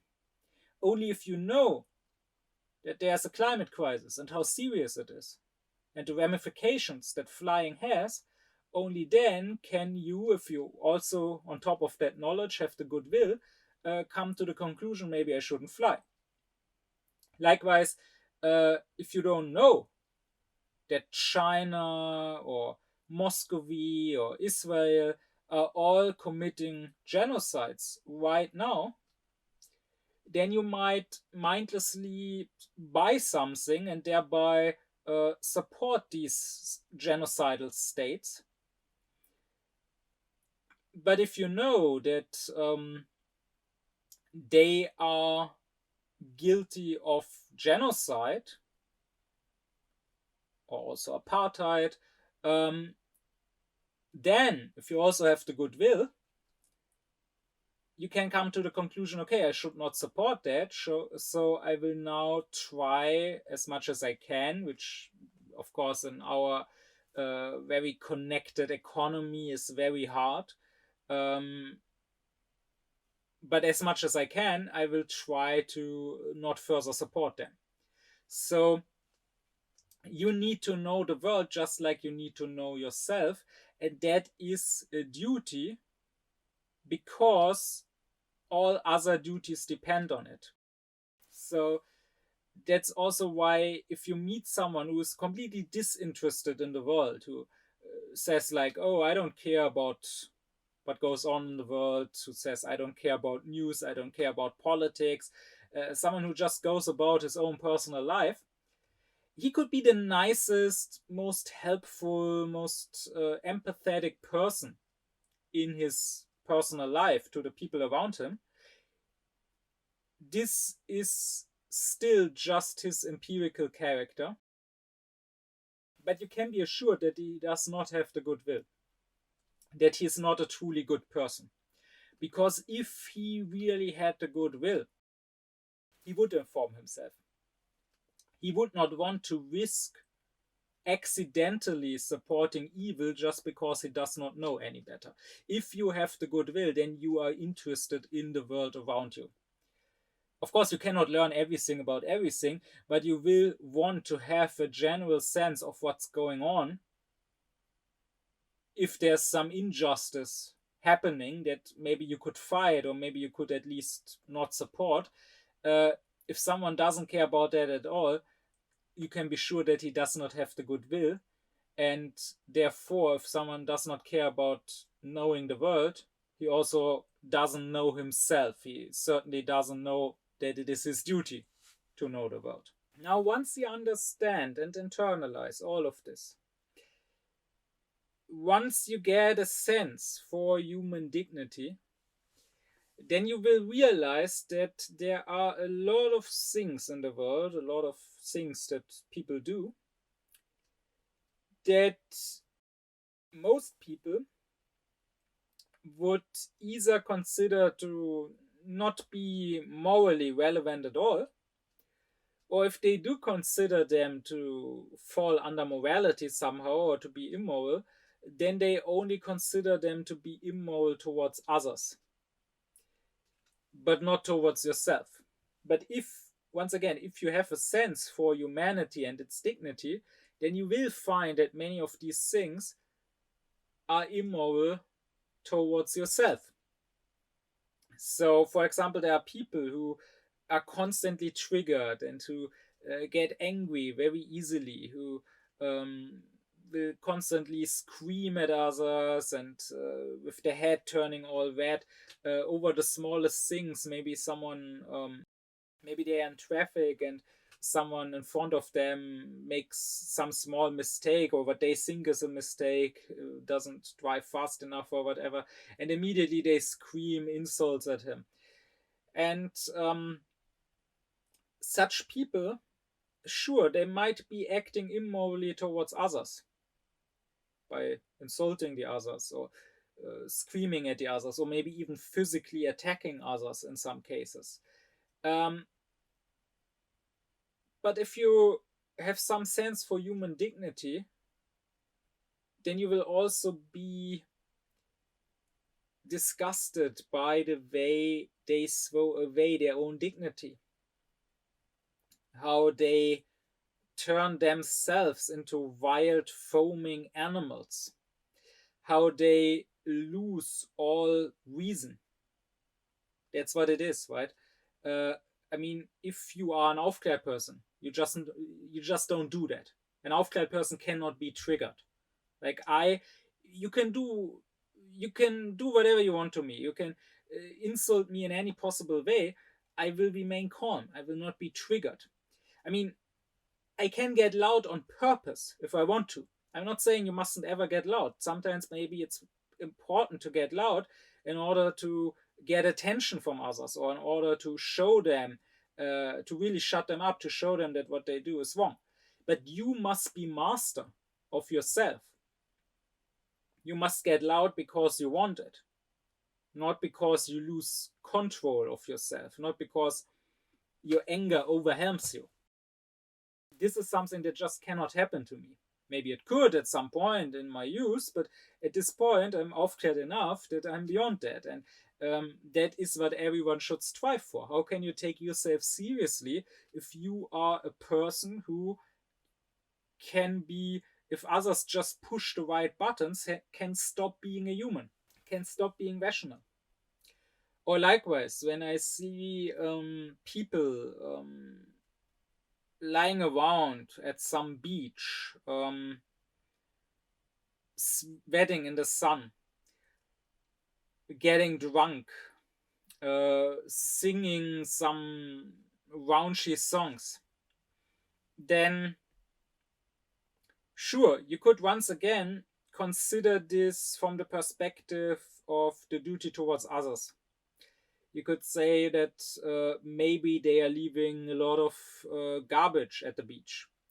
Maybe they are making life hard for the locals who are fed up with all these tourists destroying their island and causing trouble. Maybe the songs that they are singing are somehow misogynist. Maybe they were flying to that beach and thereby destroying the climate. All of that may be. But the first thought I'm having when I'm seeing something like this is just about the complete unworthiness of this. There's something in seeing people in this state acting like basically cavemen. And I know that I'm doing great injustice to the caveman by that, who certainly did not act like the cliche of a caveman. Um, it's something that makes you almost ashamed to belong to the same species, to belong to a species which is capable of getting into such an undignified state. Again, if you are aufklärt, you probably will not suffer even the presence of drunk people. There will be something deeply, deeply disgusting in drunkenness to you. Not just your own, but also others, of course. It doesn't matter if someone, when he gets drunk, gets more aggressive, or another person, when getting drunk, gets more sentimental. It's just a mere fact of this drunkenness, of this not having self control anymore, not being, once again, a rational being anymore that someone else could talk to and have a proper conversation with. That is just unworthy. As Kant says, in drunkenness, we strip out of our own humanity. Or likewise, if you see how nowadays on social media, like on TikTok, on Instagram, young girls, often teenagers or in their 20s or whatever, post pictures and videos of themselves there, barely wearing any clothes, posting thirst traps. You will find that it is undignified. And I'm not talking here from the perspective of some conservative who thinks that this is the end of Western civilization because they're all being sluts. This is not about slut shaming as such. Like, it is fine if a person, including a woman, enjoys their sexuality. It's fine if a person has sex, if as long as you have self-regard while doing so. So I'm not agreeing with those conservatives here who ironically like to complain about the downfall of Western civilization, but in fact they are the ones who contribute to it most, right?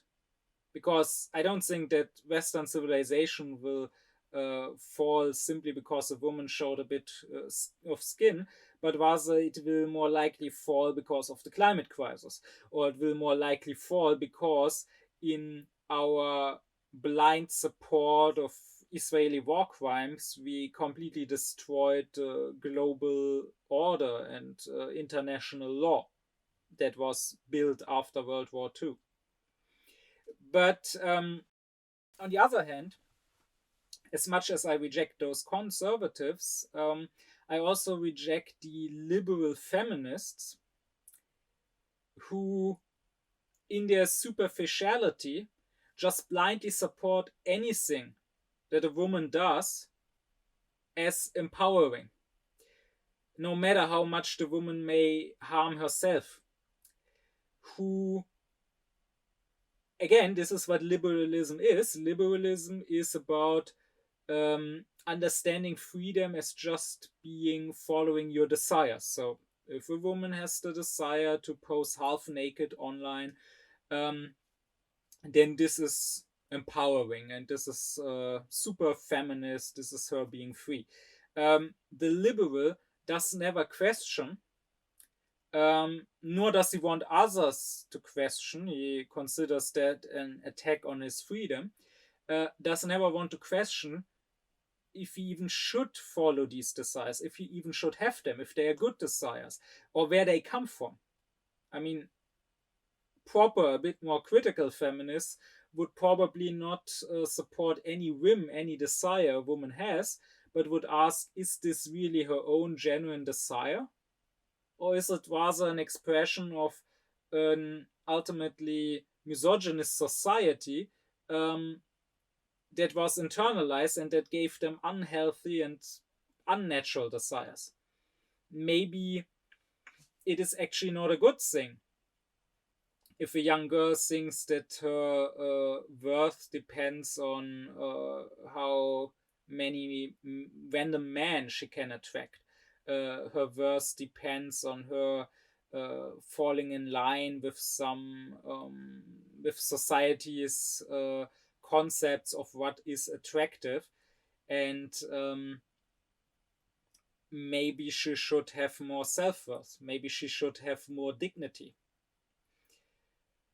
Or as a last example, when I see a mob of right wingers, be it here in Germany, be it in the USA, the ones who stormed the Capitol some years ago, when I see, or be it the people who used to protest against the COVID regulations, against the lockdowns, when I see their angry, hate-filled faces, and when I hear them scream some slogans which are not even their own, right? Like "Make America Great Again." I mean, they like to think that they can sing for themselves and that everyone else is just a mindless sheep.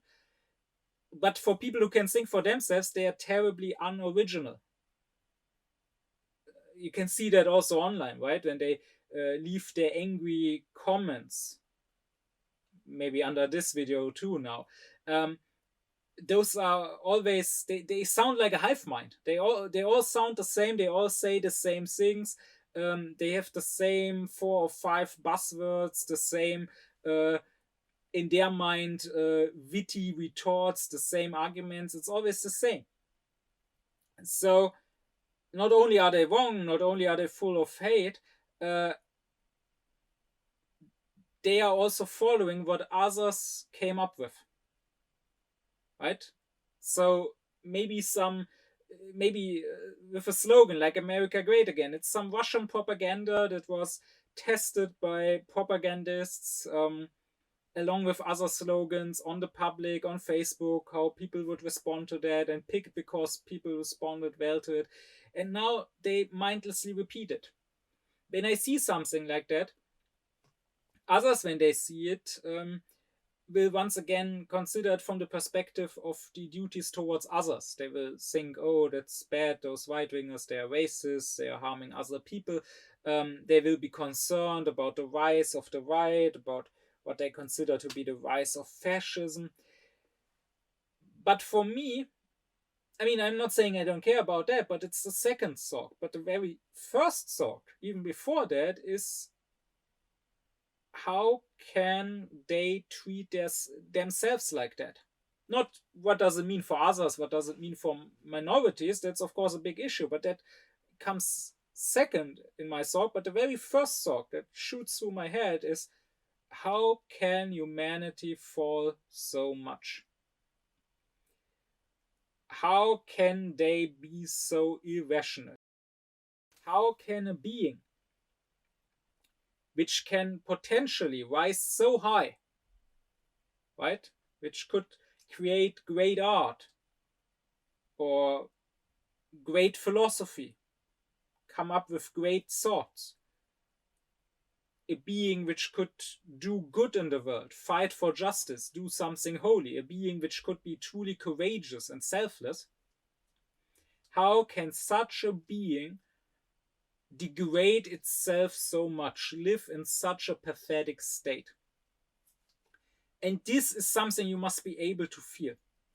If you cannot feel that, if you cannot feel the self-degradation of others, then clearly this can only be if you have no true reverence for humanity. Maybe you have a humanistic morality of compassion. Maybe you feel bad when you see others being hurt, but you don't actually, you are not really a moral person. You don't actually have reverence for humanity as such. You don't have a sense of dignity if you cannot feel a sort of inner pain, a deep disapproval at seeing someone degrade his own dignity like that. And if it doesn't concern you and others, then it certainly doesn't concern you and yourself. Then you certainly won't take care of your own dignity. Now, I will say that I believe that at least most people have some sense of dignity, at least to some degree. I mean, think about it. You probably wouldn't do everything that might benefit you. Like, imagine you walk the street and some stranger walks up to you and offers you $5 if you kiss his ass. Many people would probably not do that, would maybe even get angry at being offered that. And I ask you, why? Why not? I mean, our age thinks of being rational only in terms of instrumental reason. I discussed this in my lecture on the imperatives that to Kant, right? There are these hypothetical imperatives, the technical practical imperatives, as he says, where reason is instrumental, where our reason just serves to help us reach a goal. So the way we go about achieving that goal is rational, but the goal itself is not rational. The goal itself may come from our nature, may just be a simple animalistic desire. Of course, to Kant, there's also the categorical imperatives. There's also the true autonomy of reason, where reason just doesn't just give us the means to reach an end, but gives us the end itself, gives us the purpose. But in our age, we hardly know of this. When people think of acting rationally, when they talk about, oh, we should act more rationally, let's say in politics, what they mean is acting in a pragmatic way, acting in a way that helps you reach whatever benefits you. Well, if you consider it from this perspective, then the rational thing to do would be to kiss that person's ass. Because, I mean, it's easy money, right? Okay, $5 may not be the world, but you also earn it in just 5 seconds. And I mean, if we look at it from just this perspective, rationally, it's not so bad kissing someone's ass, right? I mean, it's not truly unhygienic or anything if you just kiss his pants, if you just kiss the fabric. And even if it wasn't his pants, even if you were kissing the ass cheek, I mean, as long as you're not directly kissing his anus, it's really not worse in any way than kissing his cheek or kissing his hand. So why not do it? It's certainly the useful, and from that perspective, once again, the rational thing to do. So if we don't do it, then clearly we don't do it because it would be degrading, because we are too proud to do it, because our dignity matters more to us than these $5. Now, of course, cynics would say, yeah, sure, but everyone has his price. Maybe you wouldn't do it for $5, but you would do it for $5 million. And I will agree that for many people that is true. Many people will have their price. And this goes in both directions, right? Not just for money you might get, but also money you might lose. So, for example, Kant would say that it is a duty towards ourselves to not let injustice happen to ourselves. So Kant would say, if someone steals money from us, we must not let that happen. If someone tries to rob us, we should fight him off. Because otherwise, we degrade ourselves into being basically just an ATM. Just something that you can take money from. This money is mine. It's not his to take. I could gift it to him, sure, but he cannot just force it out of my hands. So even if someone at gunpoint was to just rob me of $5, And even if I'm super rich, so I really don't need those $5, again, Kant's morality is not consequentialist. It's not about how much harm or how much good will come out of the consequences. It's a matter of principle. It is about my dignity. And my dignity forbids me to just let myself be robbed. Well, here too, you will have many people saying, oh no, if someone with a knife or with a gun wanted to rob me of $5, I would let him have the $5. Why risk my life for $5? I'm of the conviction that someone like that, who talks like that, clearly has no self-worth and therefore cannot be a good person.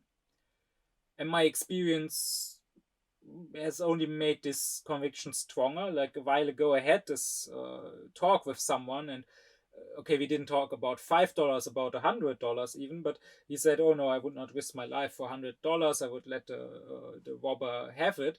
And that same person who is not willing to act morally towards himself also is not willing to act morally towards others. In the same conversation, he said, "Oh, God, beware of moral politics. We need to be pragmatic in politics."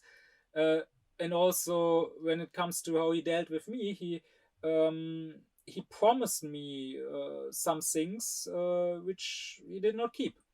So this is what I always find. When you don't value human dignity in yourself, you cannot value it in others. But here too, most people would probably not defend $5 being stolen from themselves. If they happen to walk around with $5 million in their pocket and someone tried to rob them, then maybe they would put up a fight and risk their life. So yes, in that sense, the cynics are right that most people do have their price. Most people, at some point, if they have a lot to win or a lot to lose, would be willing to throw away their dignity. Now, you don't have to agree with the cynics that this is true for all people. There might be exceptions, but certainly it is true for many people. And this is basically the greatest issue in our world right now, that most people don't have enough of a sense for their own dignity, that most people want to rather live like animals, care about their pleasure, their physical well-being, than live as rational beings or even die as rational beings if they must be. That most people do not say, I would rather die with my head held high than live on in shame and humiliation.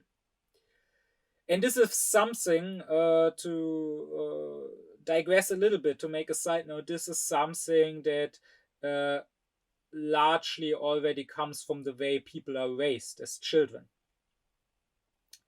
Right? Because let's face it, children nowadays mostly grow up under despotism. As much as we like to think of ourselves as modern, liberal, democratic, there's none of that when it comes to children. Parents, kindergartners, teachers, they are despots. Maybe they are benevolent despots. Maybe they are not despots that use torture so much anymore, so children don't get slapped and spanked as much anymore as in past decades or centuries. But still, they live under absolute despotism. That is, they are not allowed to be free, but rather they are forced to follow completely arbitrary and irrational commands. They are treated like wild animals that you tame and train. They are raised largely with rewards and with punishments, which is completely unworthy of a human being. A human being is not a dog. you don't punish a child and you don't reward a child. Like, to me, neither was done, right?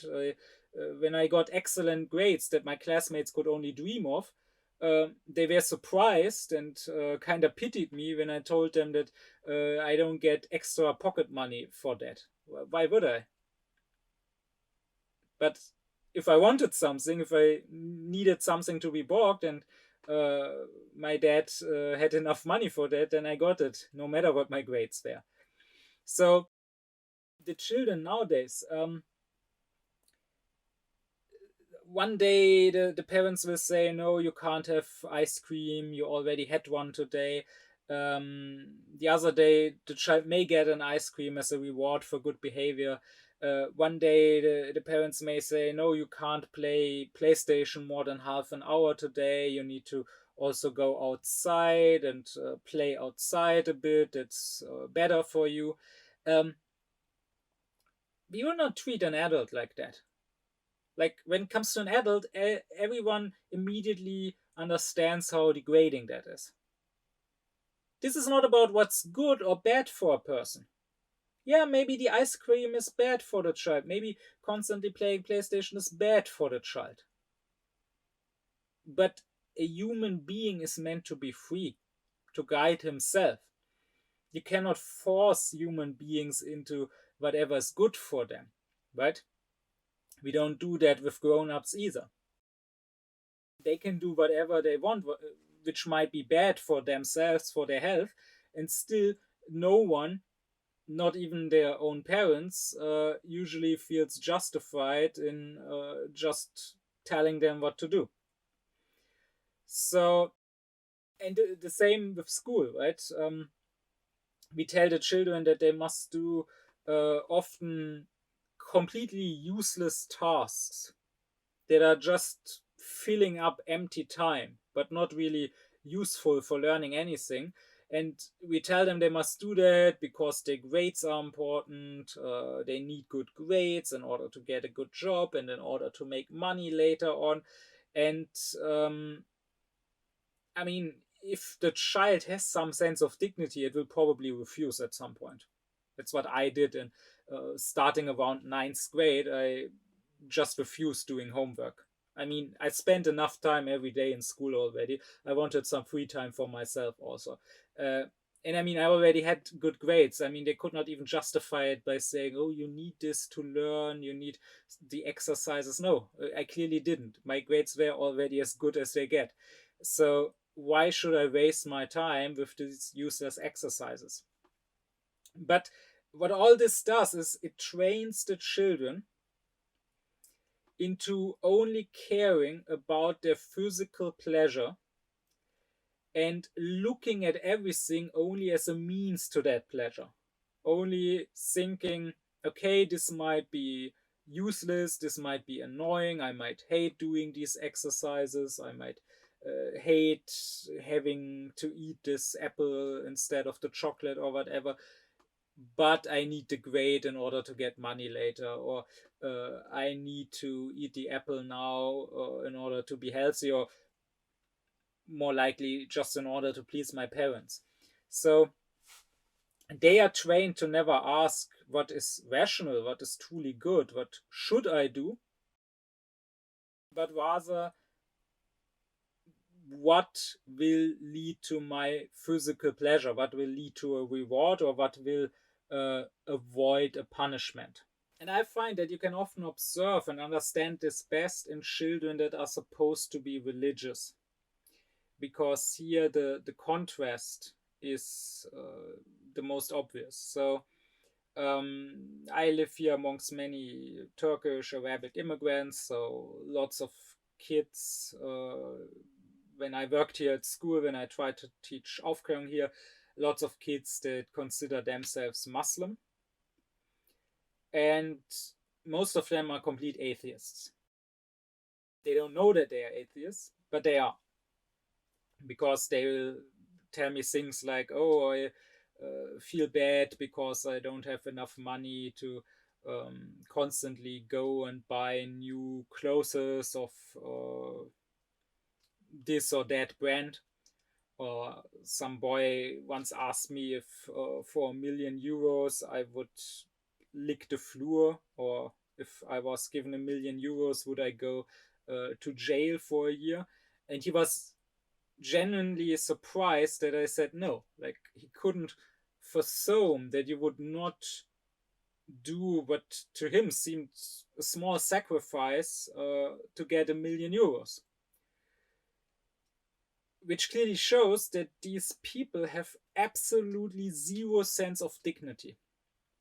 They are completely materialistic and they only think of their physical benefit, which would make sense if they were openly atheistic youths who said, well, there is nothing beyond this physical world, and therefore my benefit in this physical world is all I care for.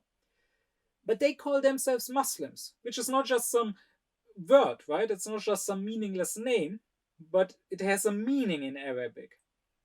It means he who is devoted to God, or he who submits to God. Well, I don't see any devotion in them. I mean, the Quran very clearly says, so shun the impurity of idolatry and shun words of falsehood. Be upright in devotion to Allah. Associate none with Him in worship. For whoever associates others with Allah is like someone who has fallen from the sky and is either snatched away by birds or swept by the wind to a remote place. Now, these youths will, of course, interpret this in the most superficial manner possible. They will think it's just about not being a polytheist, not praying to statues of God. But if they had any idea about the Islamic tradition, if they knew of people like Imam Arabi or Rumi or Avicenna or Al-Shurawadi, I mean, whatever else those people might have disagreed on, they would all have disagreed on one thing, and that is that it is idolatry not just to pray to a statue, but that it is idolatry to follow your own base desires, which in the Islamic tradition is called nafs, which is sort of the ego or the self. And I mean, the Quran itself is clear on that.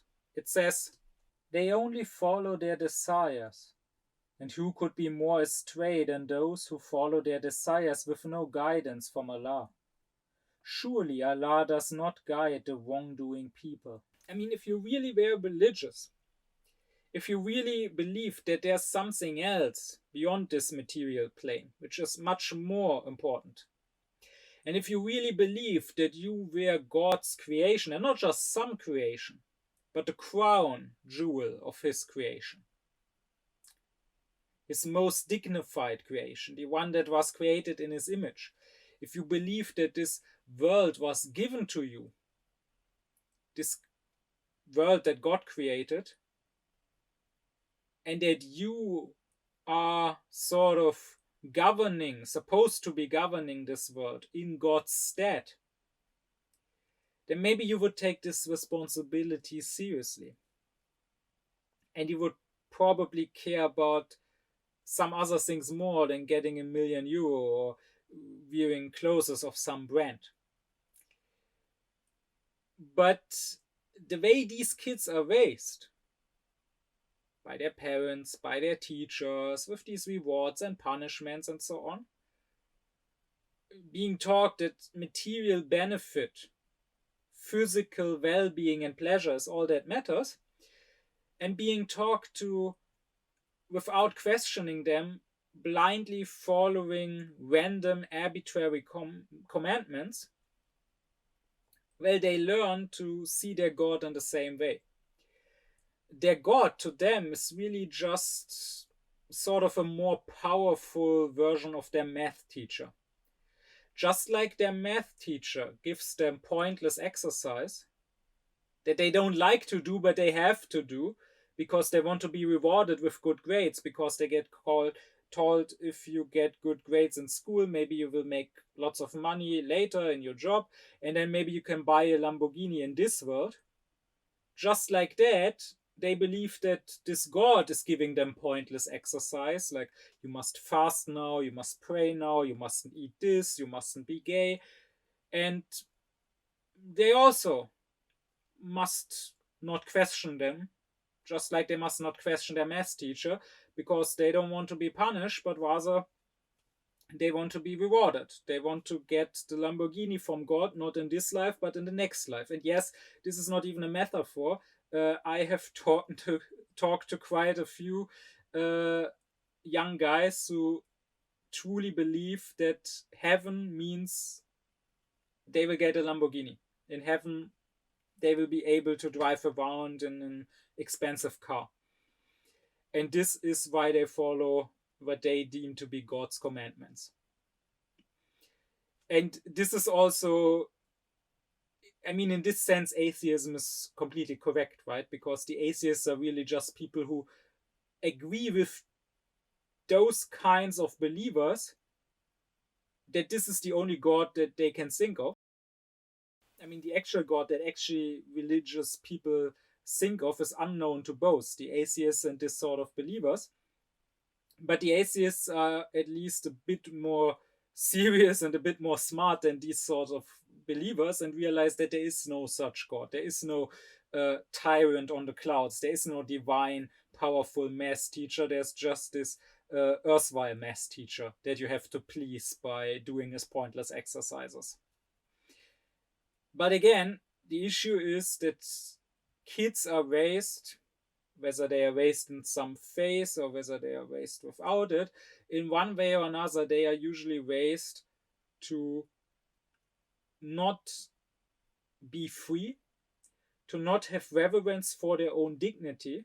I mean, their dignity is connected to their freedom, since they never were allowed to even experience freedom, since they never were allowed to even cultivate their autonomy, to even start thinking about, well, what law should I give to myself? But since they were always told, no, follow this law which we force upon you, and if you follow it, you will get rewarded, they have no dignity.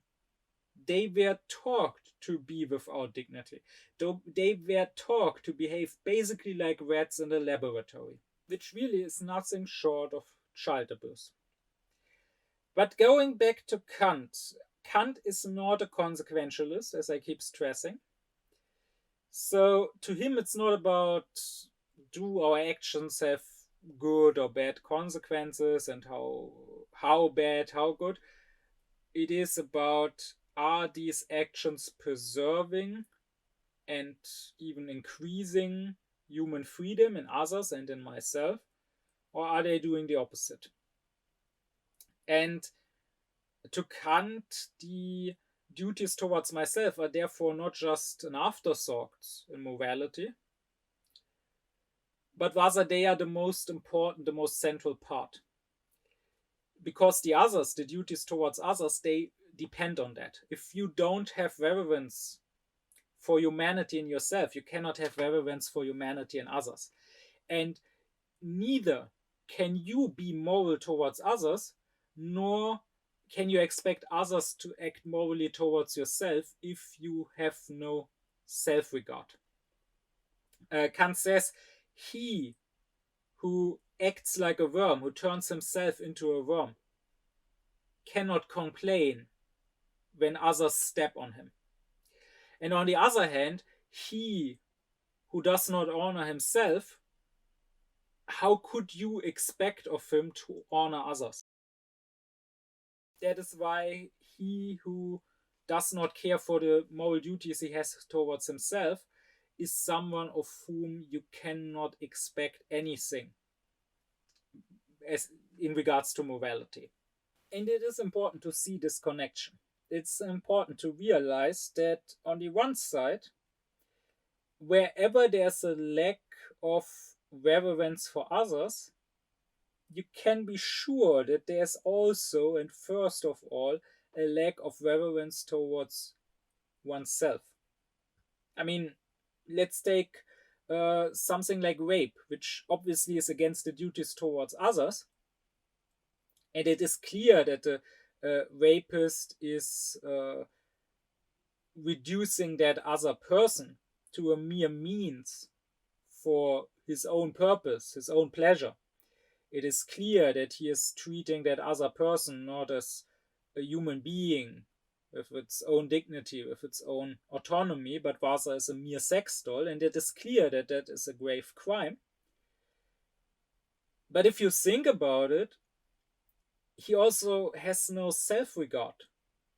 He also himself is a slave to his own drives, to his own base animal desires, instead of being a rational being, asking, well, is what I'm doing here good? Is it what should happen? Not what I want to happen, what feels good to me, but is it good? Should I do this? And then acting according to that, even against his desires, if must be. He is not just reducing the other person to a sex doll, he is reducing himself to something which is only there to bring pleasure to himself. He himself is just a pleasure receiver. And considering this, think about it. If we lived in a world where everyone had the highest reverence for himself, where everyone said, I don't want to be overcome by anger or by sadness or by greed or jealousy or whatever. I don't want any passion to make me its slave.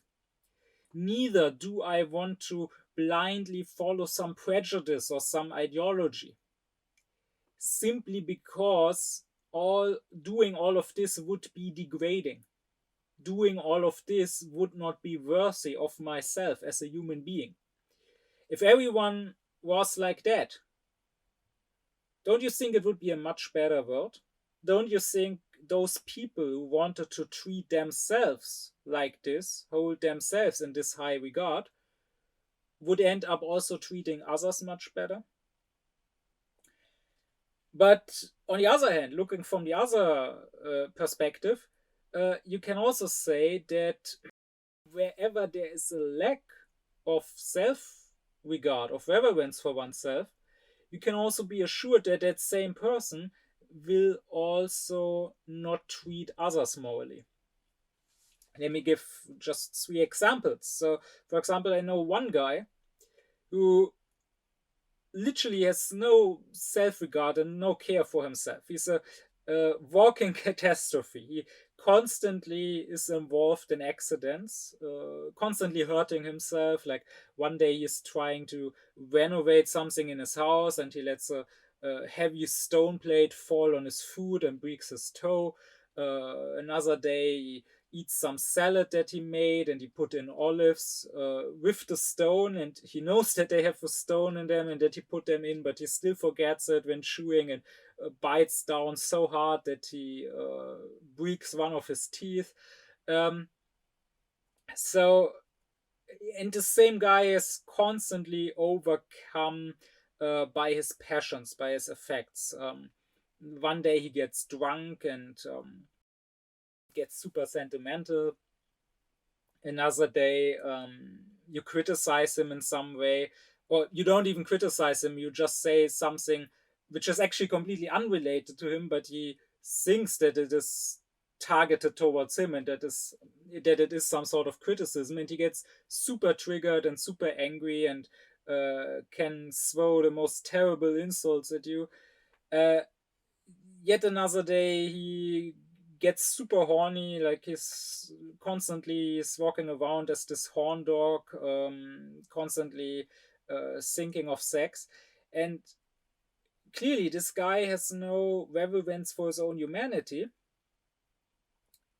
but as such he is also disregarding and harming others, starting with how much part he takes in the exploitation of other human beings and in the destruction of the environment, because he is a slave to advertisements. He sees something some new flashy product and he immediately needs to buy it, even if it's completely useless, even if it's a scam, even if he himself will use it 1 or 2 times and then it will just sit around pointlessly in his place, he still constantly has to buy these things that he doesn't need. He's the biggest consumer that I know. And likewise, as I already said, he gets angry, then he screams at people, he insults people. As for his horniness, he makes basically all women that come in any sort of closer contact with him uncomfortable. So the fact that he has no reverence for himself leads to him not being able to have reverence for others. Second example, I know this woman who also has no reverence for herself, lets others walk all over her, has spent years in this abusive relationship, like not physically abusive, but the boyfriend has just been a constant asshole to her. Very inconsiderate, getting angry easily, uh, even though she's already working hard and coming home late and very tired, he still gets angry over small things. And over years, he has lived as a parasite, while she was already, while she finished her university degree in time, already started working. He kept on studying and studying forever, refusing to take on a job, refusing to contribute anything to the shared rent, just living off of her. So clearly, she lacks reverence for herself, not being able to break up, like again and again thinking about it, but then not bringing it over herself and telling herself, oh, but he will feel bad, or he will have no place to go, or okay, he treats me shitty, but a few times I also was a bit inconsiderate, so maybe I deserve being treated shitty, all of that. But then on the other hand, when COVID came around, this guy ended up going full conspiracy and spending all time at home on some right-wing blogs and right-wing YouTube channels that told him that this was somehow all fake, there was no COVID and so on, and by the way, there was also no climate crisis and so on. And he ended up writing articles for some right-wing blog and being pulled further and further into that. And I mean, his girlfriend, she's a really nice person, and she doesn't want to harm anyone, and she's pretty unpolitical, but she's definitely not some Nazi. She would never want to support right wingers, but that's what she basically does, right? The moment she lets him live as a parasite, the moment she allows for him not to have to work, not to have to spend his time actually contributing to society in some manner, um, she is basically paying him for spreading conspiracy theories and right wing propaganda. So, whether she likes it or not, by not having reverence for herself and making her own life hard, she is also making the world a little bit of a worse place for everyone else. Third example, uh, someone else, a young girl who, again, has no reverence for herself, is basically anorexic, or at least very close to it, constantly thinks she's too fat, she needs to eat less, um, who constantly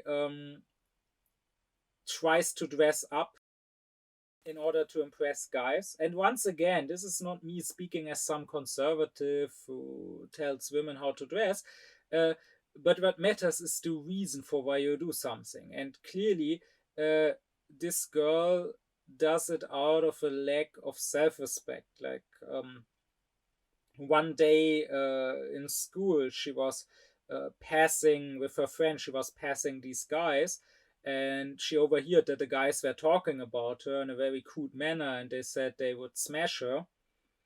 And if you had some sort of self-respect, you would be disgusted being discussed like that, like being objectified like that. She, on the other hand, was thrilled, and the next day dressed in even less, showed even less skin, uh, in the hopes of getting more such compliments. So she has no reverence for herself. She thinks her worth depends on basically how much guys want to fuck her, and that's why she has to be thin, that's why she has to dress up and cake herself in makeup and so on.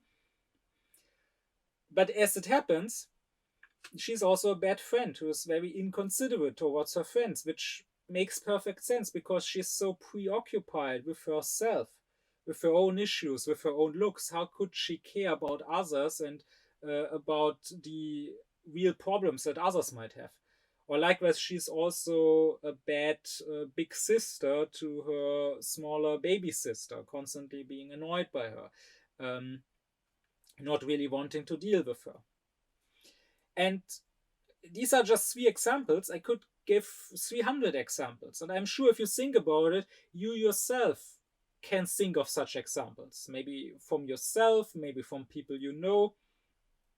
When people disregard themselves, when people themselves live without dignity, then you can be sure, even if they don't want to, even if they are on a personal level very nice and friendly people, they will in one way or another also harm others, also disregard others.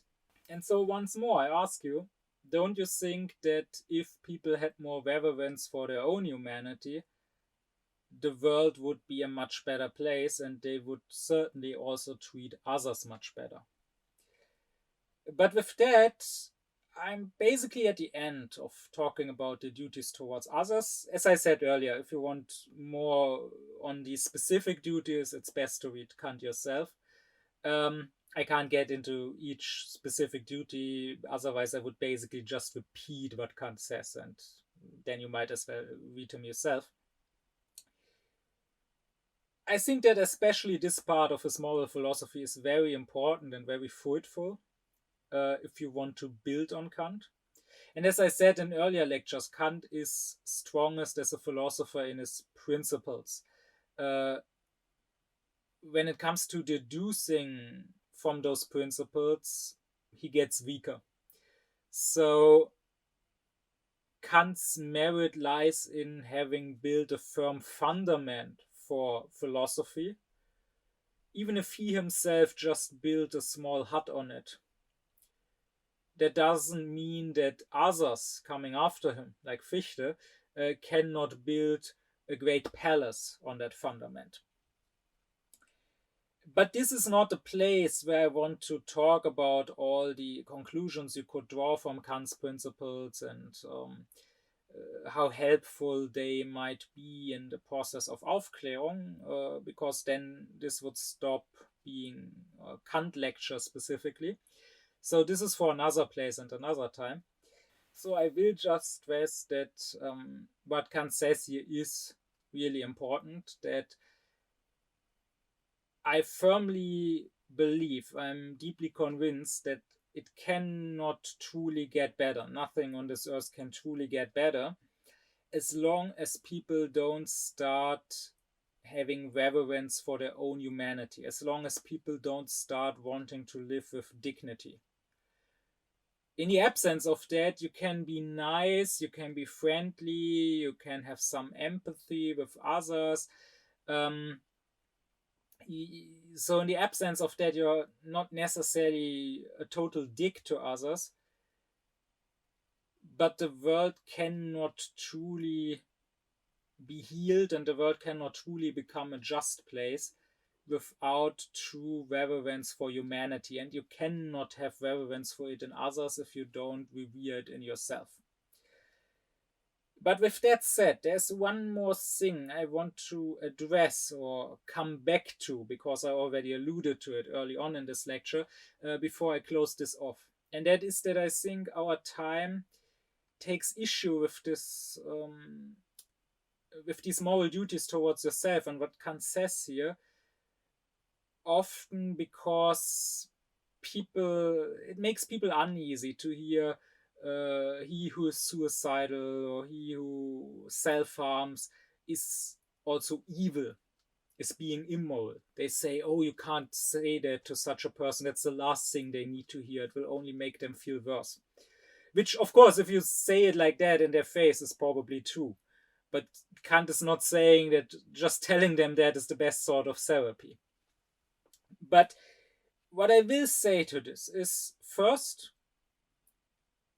in philosophy, we must not consider people's sensitivities, we must consider truth, right? We are in an age that is very, very obsessed with not harming sensitivities. Many people associate that with wokeness, right? Wokeness being about not harming anyone's feelings. But let's be frank here. Yes, the woke people, they are like that. They say that, oh, this or that word, it's a microaggression, aggression, it hurts my feelings. But let's be frank, the right wingers are no better. They may claim to be, but they also act like little children. They can't deal with the world sometimes hurting their feelings. I mean, they will talk about free speech or whatever, but once they are criticized, once you say something they don't like, they also start whining and want to ban and censor you. So, this is something that is not an issue of a specific political group, but it is an issue of our age in general. It is obsessed with not harming anyone's sensitivities. But on the quest for truth, sensitivities don't matter. So, first, let us ask not, does it hurt such depressed people to say that they are immoral? But rather, let us ask, is it true? And it certainly is. And they are not only immoral against themselves, but as I explained, this will always lead to also having no reverence for others. And if you ever dealt with such a person, then you will probably know that. You will probably know that people who hate themselves, they are always also inconsiderate towards others. Which, again, it makes perfect sense. How could they take care of others when they cannot even take care of themselves? And this goes even into when they do commit suicide, even into their suicide, right? The way they commit suicide, even that, is often immoral towards others. I mean, it starts with how they are hurting others by committing suicide, right? Leaving behind loved ones, leaving behind even children, maybe they need them. So if you break it down, it means that their happiness to them was more important than the happiness of others. I mean, they basically said, okay, I feel unhappy with my life, so I will now end my life, so as to stop feeling unhappy, even knowing that it will make others feel unhappy. But that's their problem then, that's no longer my problem, right? They are basically sacrificing the other's happiness for their own. That's clearly selfish. And this goes also into the method of committing suicide. I mean, depending on the method, but think of people who jump in front of trains or cars. I always, very early on, long before I knew anything of Kant, I always found this so disgustingly evil. I mean, if you really must kill yourself, I don't know, slit your wrists or hang yourself or something, but why pull someone else into it? Why force somebody else to become a murderer? That train driver, when he was starting his work shift this morning, probably didn't go to work to kill a person. Maybe he will be deeply shaken and traumatized now. Maybe he will be unable to keep driving trains because he will from now on always be afraid that he might once again run somebody over. But apparently that didn't matter to that person who had to throw himself in front of the train. And then also it's about the world they leave behind, right? So I always thought, I mean, if you really have to kill yourself, that means you have nothing to lose, right? So why not use the capacities that you have left to at least leave the world a little bit of a better place? Like, take all your money. Maybe you don't have a lot of money, but you gotta have some money. Take all your money and donate it to a good cause. I mean, if you really want to kill yourself, you won't have to pay rent next month. So why not spend all your savings and donate them to starving children or something? But I'm sure somebody has done that, but many people committing suicide don't do that. Again, it makes sense. They have so little capacity left, so little life force, so to say. They cannot even take care of their own life. Clearly, what I say, that they should care for the world, that they should donate their money, may make sense in a very abstract sense, from a very abstract, cold rationalities perspective, but it would be completely detached from actual life and how actual psychology works. If you really still cared enough about the world and still had enough energy in yourself to do such a thing, you probably also wouldn't kill yourself. But anyways, so my point is that first, what Kant says is clearly true. Such people are immoral. You cannot be a good person while at the same time harming yourself or even killing yourself. But still, people may think that, true or not, this sounds very cold, this lacks empathy. But such people, I want to ask, what you consider to be empathy, is it really helping those depressed people? Or is it maybe making things worse? Is it maybe that you are so obsessed with not hurting them that you end up hurting them? I always use this analogy of the bird, right, and the egg. So if you're so obsessed with not harming the egg, with not allowing the single crack in the eggshell, if you have empathy with the egg, in other words, that means acting very cruelly against the bird, which will suffocate inside. If you have empathy with the bird, that might actually require at some point to help him break the egg, even if for the egg that may be painful. And here I want to claim that Kant's moral philosophy in this regard is not just correct, but it is also helpful and healing. Because this goes back a bit to what I said in an earlier lecture when I discussed the categorical imperative. There I said it in regards to other people, in regards to the question of the death penalty, that many who are against it will talk about empathy, about compassion with the criminal, and that often doesn't work because others will rightly reply, why should I have empathy with this murderer? Why should I have empathy with this child rapist? No, what you really should say is, maybe you are right, maybe he is scum. Maybe he, as he is, as a homo phenomenon, as a central being,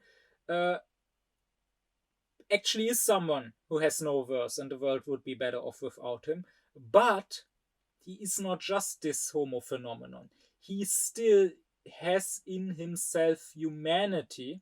He still has autonomy. Therefore, he still has the potential, no matter how unlikely it may be, to change and to become a better person. And it is that, not what he is, but what he could be, which you must have reverence for.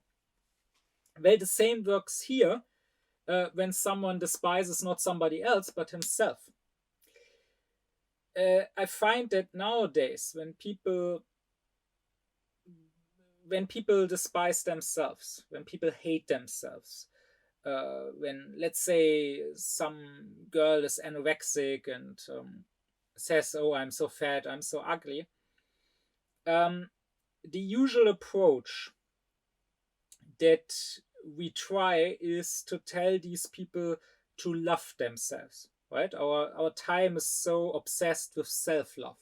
You must learn to love yourself the way you are.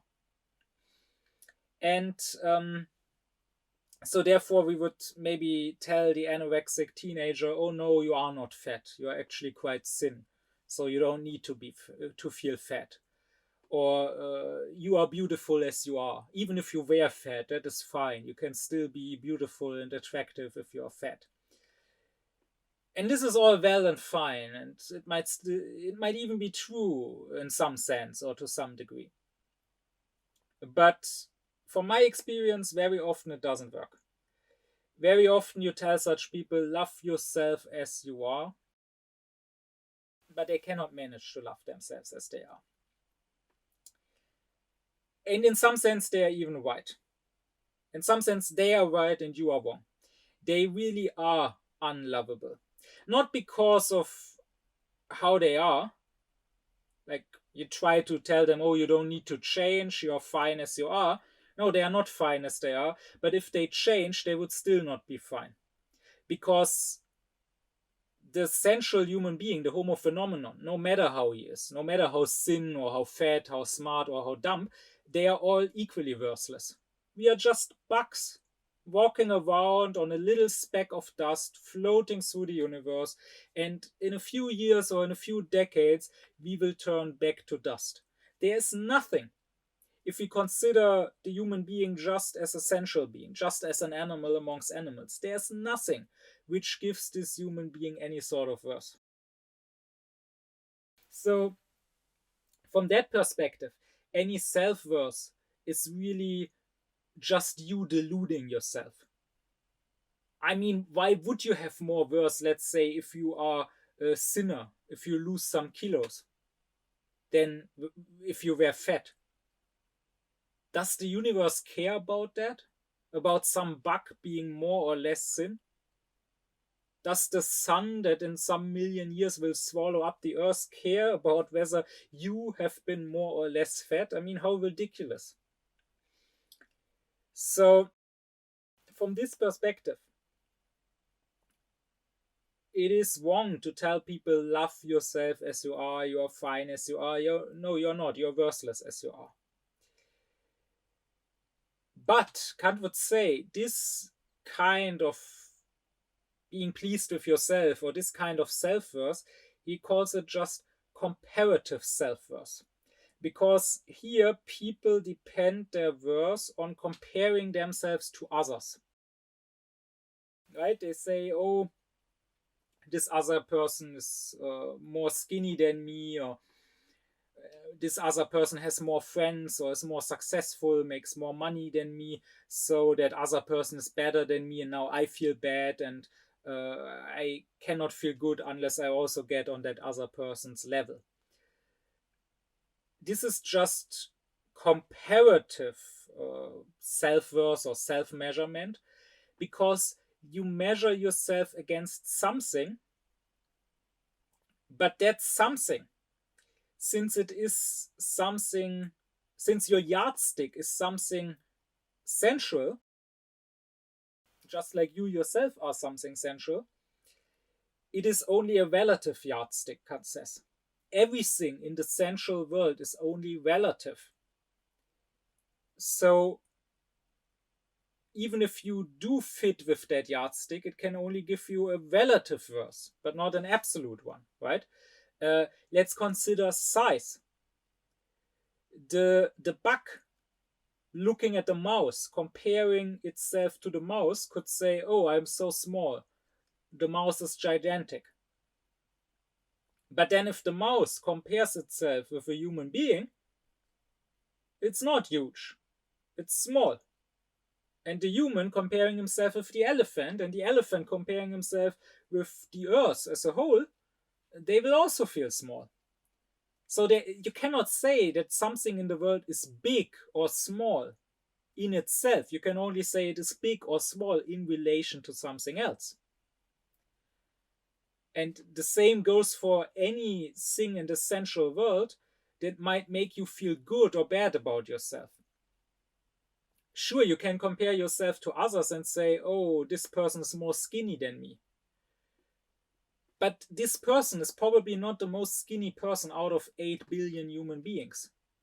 So that person could also compare himself or herself to others and also feel too fat. Or if you say, oh, I'm dumb, there are others who are smarter than me. Like in my school class, there are others that get better grades than me. Well, those others are probably not the smartest people on earth. Maybe in your class, but not on earth. So they too could feel dumb if they compared themselves to smarter ones. So the issue with taking a central yardstick to compare yourself against, with this comparative self-worth, is always that it's just relative. It doesn't say whether you actually have worth or not. What you need, Kant says, is an absolute yardstick, and that can only be a supersensual yardstick. That can only be an idea, because an idea, as I explained in the lecture on reason, reason being the faculty of ideas, an idea is the sort of a maximum, like the idea of goodness, the idea of justice, the idea of wisdom. You need to compare yourself against that. Comparing yourself against other human beings, you will always find some to be better, some to be worse than you in this or that regard. Compare yourself when it comes to morality against the idea of goodness and see how close do you come to how you should be. How close do you come to being good? Maybe you are the best person on earth out of 8 billion people, but you're still not good. Or maybe because you live in a world of angels, you're the worst of them all, but you're still quite a good person. You cannot determine this by comparing yourself with others, but only by comparing yourself with an idea of reason. So I would say the way to help such people, such depressed people, such self-hating people heal is not telling them, learn to love yourself as you are. You don't need to change, you're fine as you are. Because first, it often doesn't work. And second, even if it did work, it's just a delusion. No, as they are worthless. We are all worthless as we are. Rather, tell them, just stop caring about this altogether. Don't tell the girl who feels too fat, no, you're beautiful as you are. Tell her, it doesn't matter whether you are beautiful and attractive or not. Your worth as a person does not depend on that. Don't tell the person who feels too dumb, no, you're actually not dumb, you're quite smart, or you just think differently. Tell that person it doesn't matter whether you're dumb or smart. The smartest person on earth is not one bit more valuable than the dumbest person on earth. Tell people what matters is only that which is not sensual, which does not belong to the homo phenomenon, but which is supersensual. What matters is your morality. Are you a good, virtuous person, or are you a bad person? Nothing else. What matters is your dignity.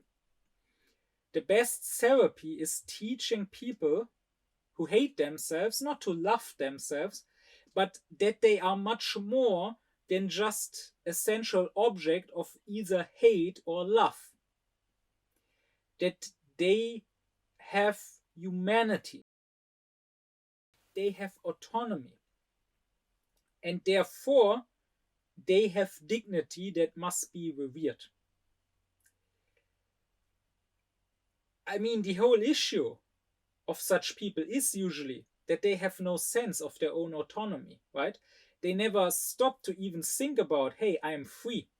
And hey, I have reason, so I can think about things and I can think about what's good or bad.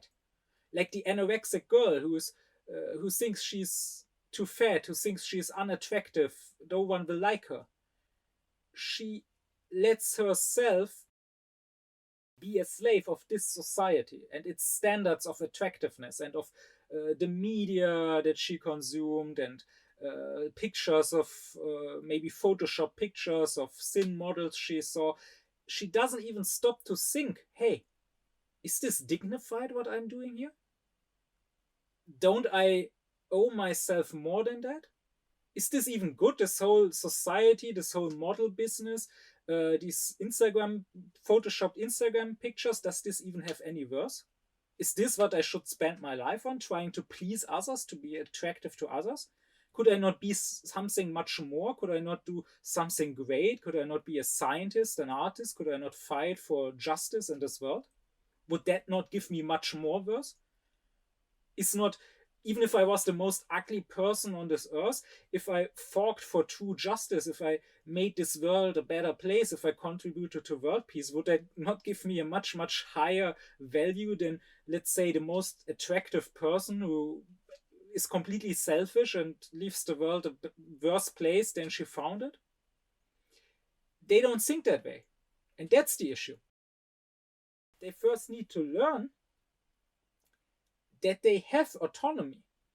Because since the dignity comes from the autonomy, you cannot feel a sense for your own dignity, you cannot care for your own dignity if you never experienced autonomy.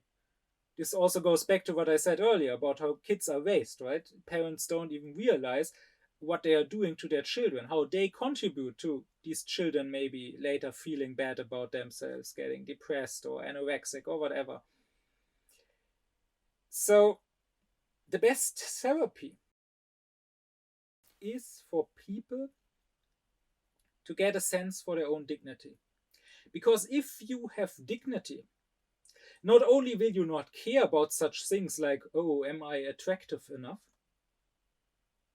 Quite the opposite, you would even despise yourself for caring about that. Because you realize that it means degrading yourself. That you, as a rational being, should worry about or even feel bad about such pointless things. You would not dare degrade yourself like that. So, in that sense, Kant's moral philosophy here, once again, I want to stress it's not just true, it heals. If you think about it, you will realize that he who lives with dignity does not just lead a more moral life, he also leads a better life, a life with more blessedness, with more felicity. Because there's so many pointless worries. Like worrying about how I look or how I'm dressed, worrying about whether I fit in, what others think of me or whatever. Like that student who honestly felt bad because he didn't have the money to constantly buy new clothes. Well, I also don't have the money for that, but I don't feel bad about it. I don't feel bad that I'm not driving a Lamborghini because I realize that this is not something that determines my worth. If anything, it would take away from my worth to be someone who cares about a Lamborghini. So in that sense, you will have a much better life, that I can promise, if you are a moral person who cares about his own dignity. And all of this is something on which I don't allow anyone to disagree. Because not only can it be proven a priori from reason alone,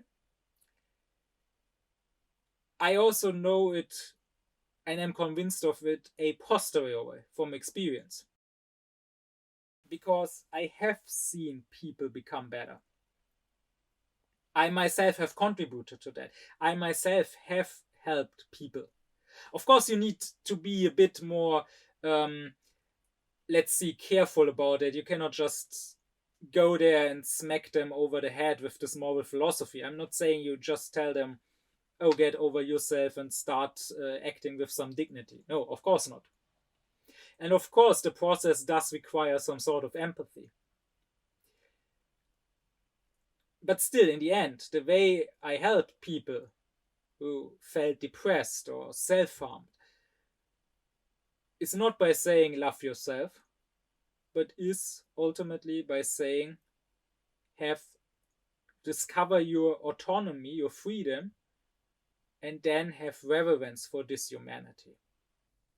My deep thanks be to my supporters, Thomas Deuringer, Gernot Klaufen, Benjamin Lehning, Oblomov, Ökobong, Samet Özkilic, Elif Özün, Yasin Özün, Alexander Reuter, Lisa Rinner, Ron Suhl, as well as to all others who support me and my aufkläring cause.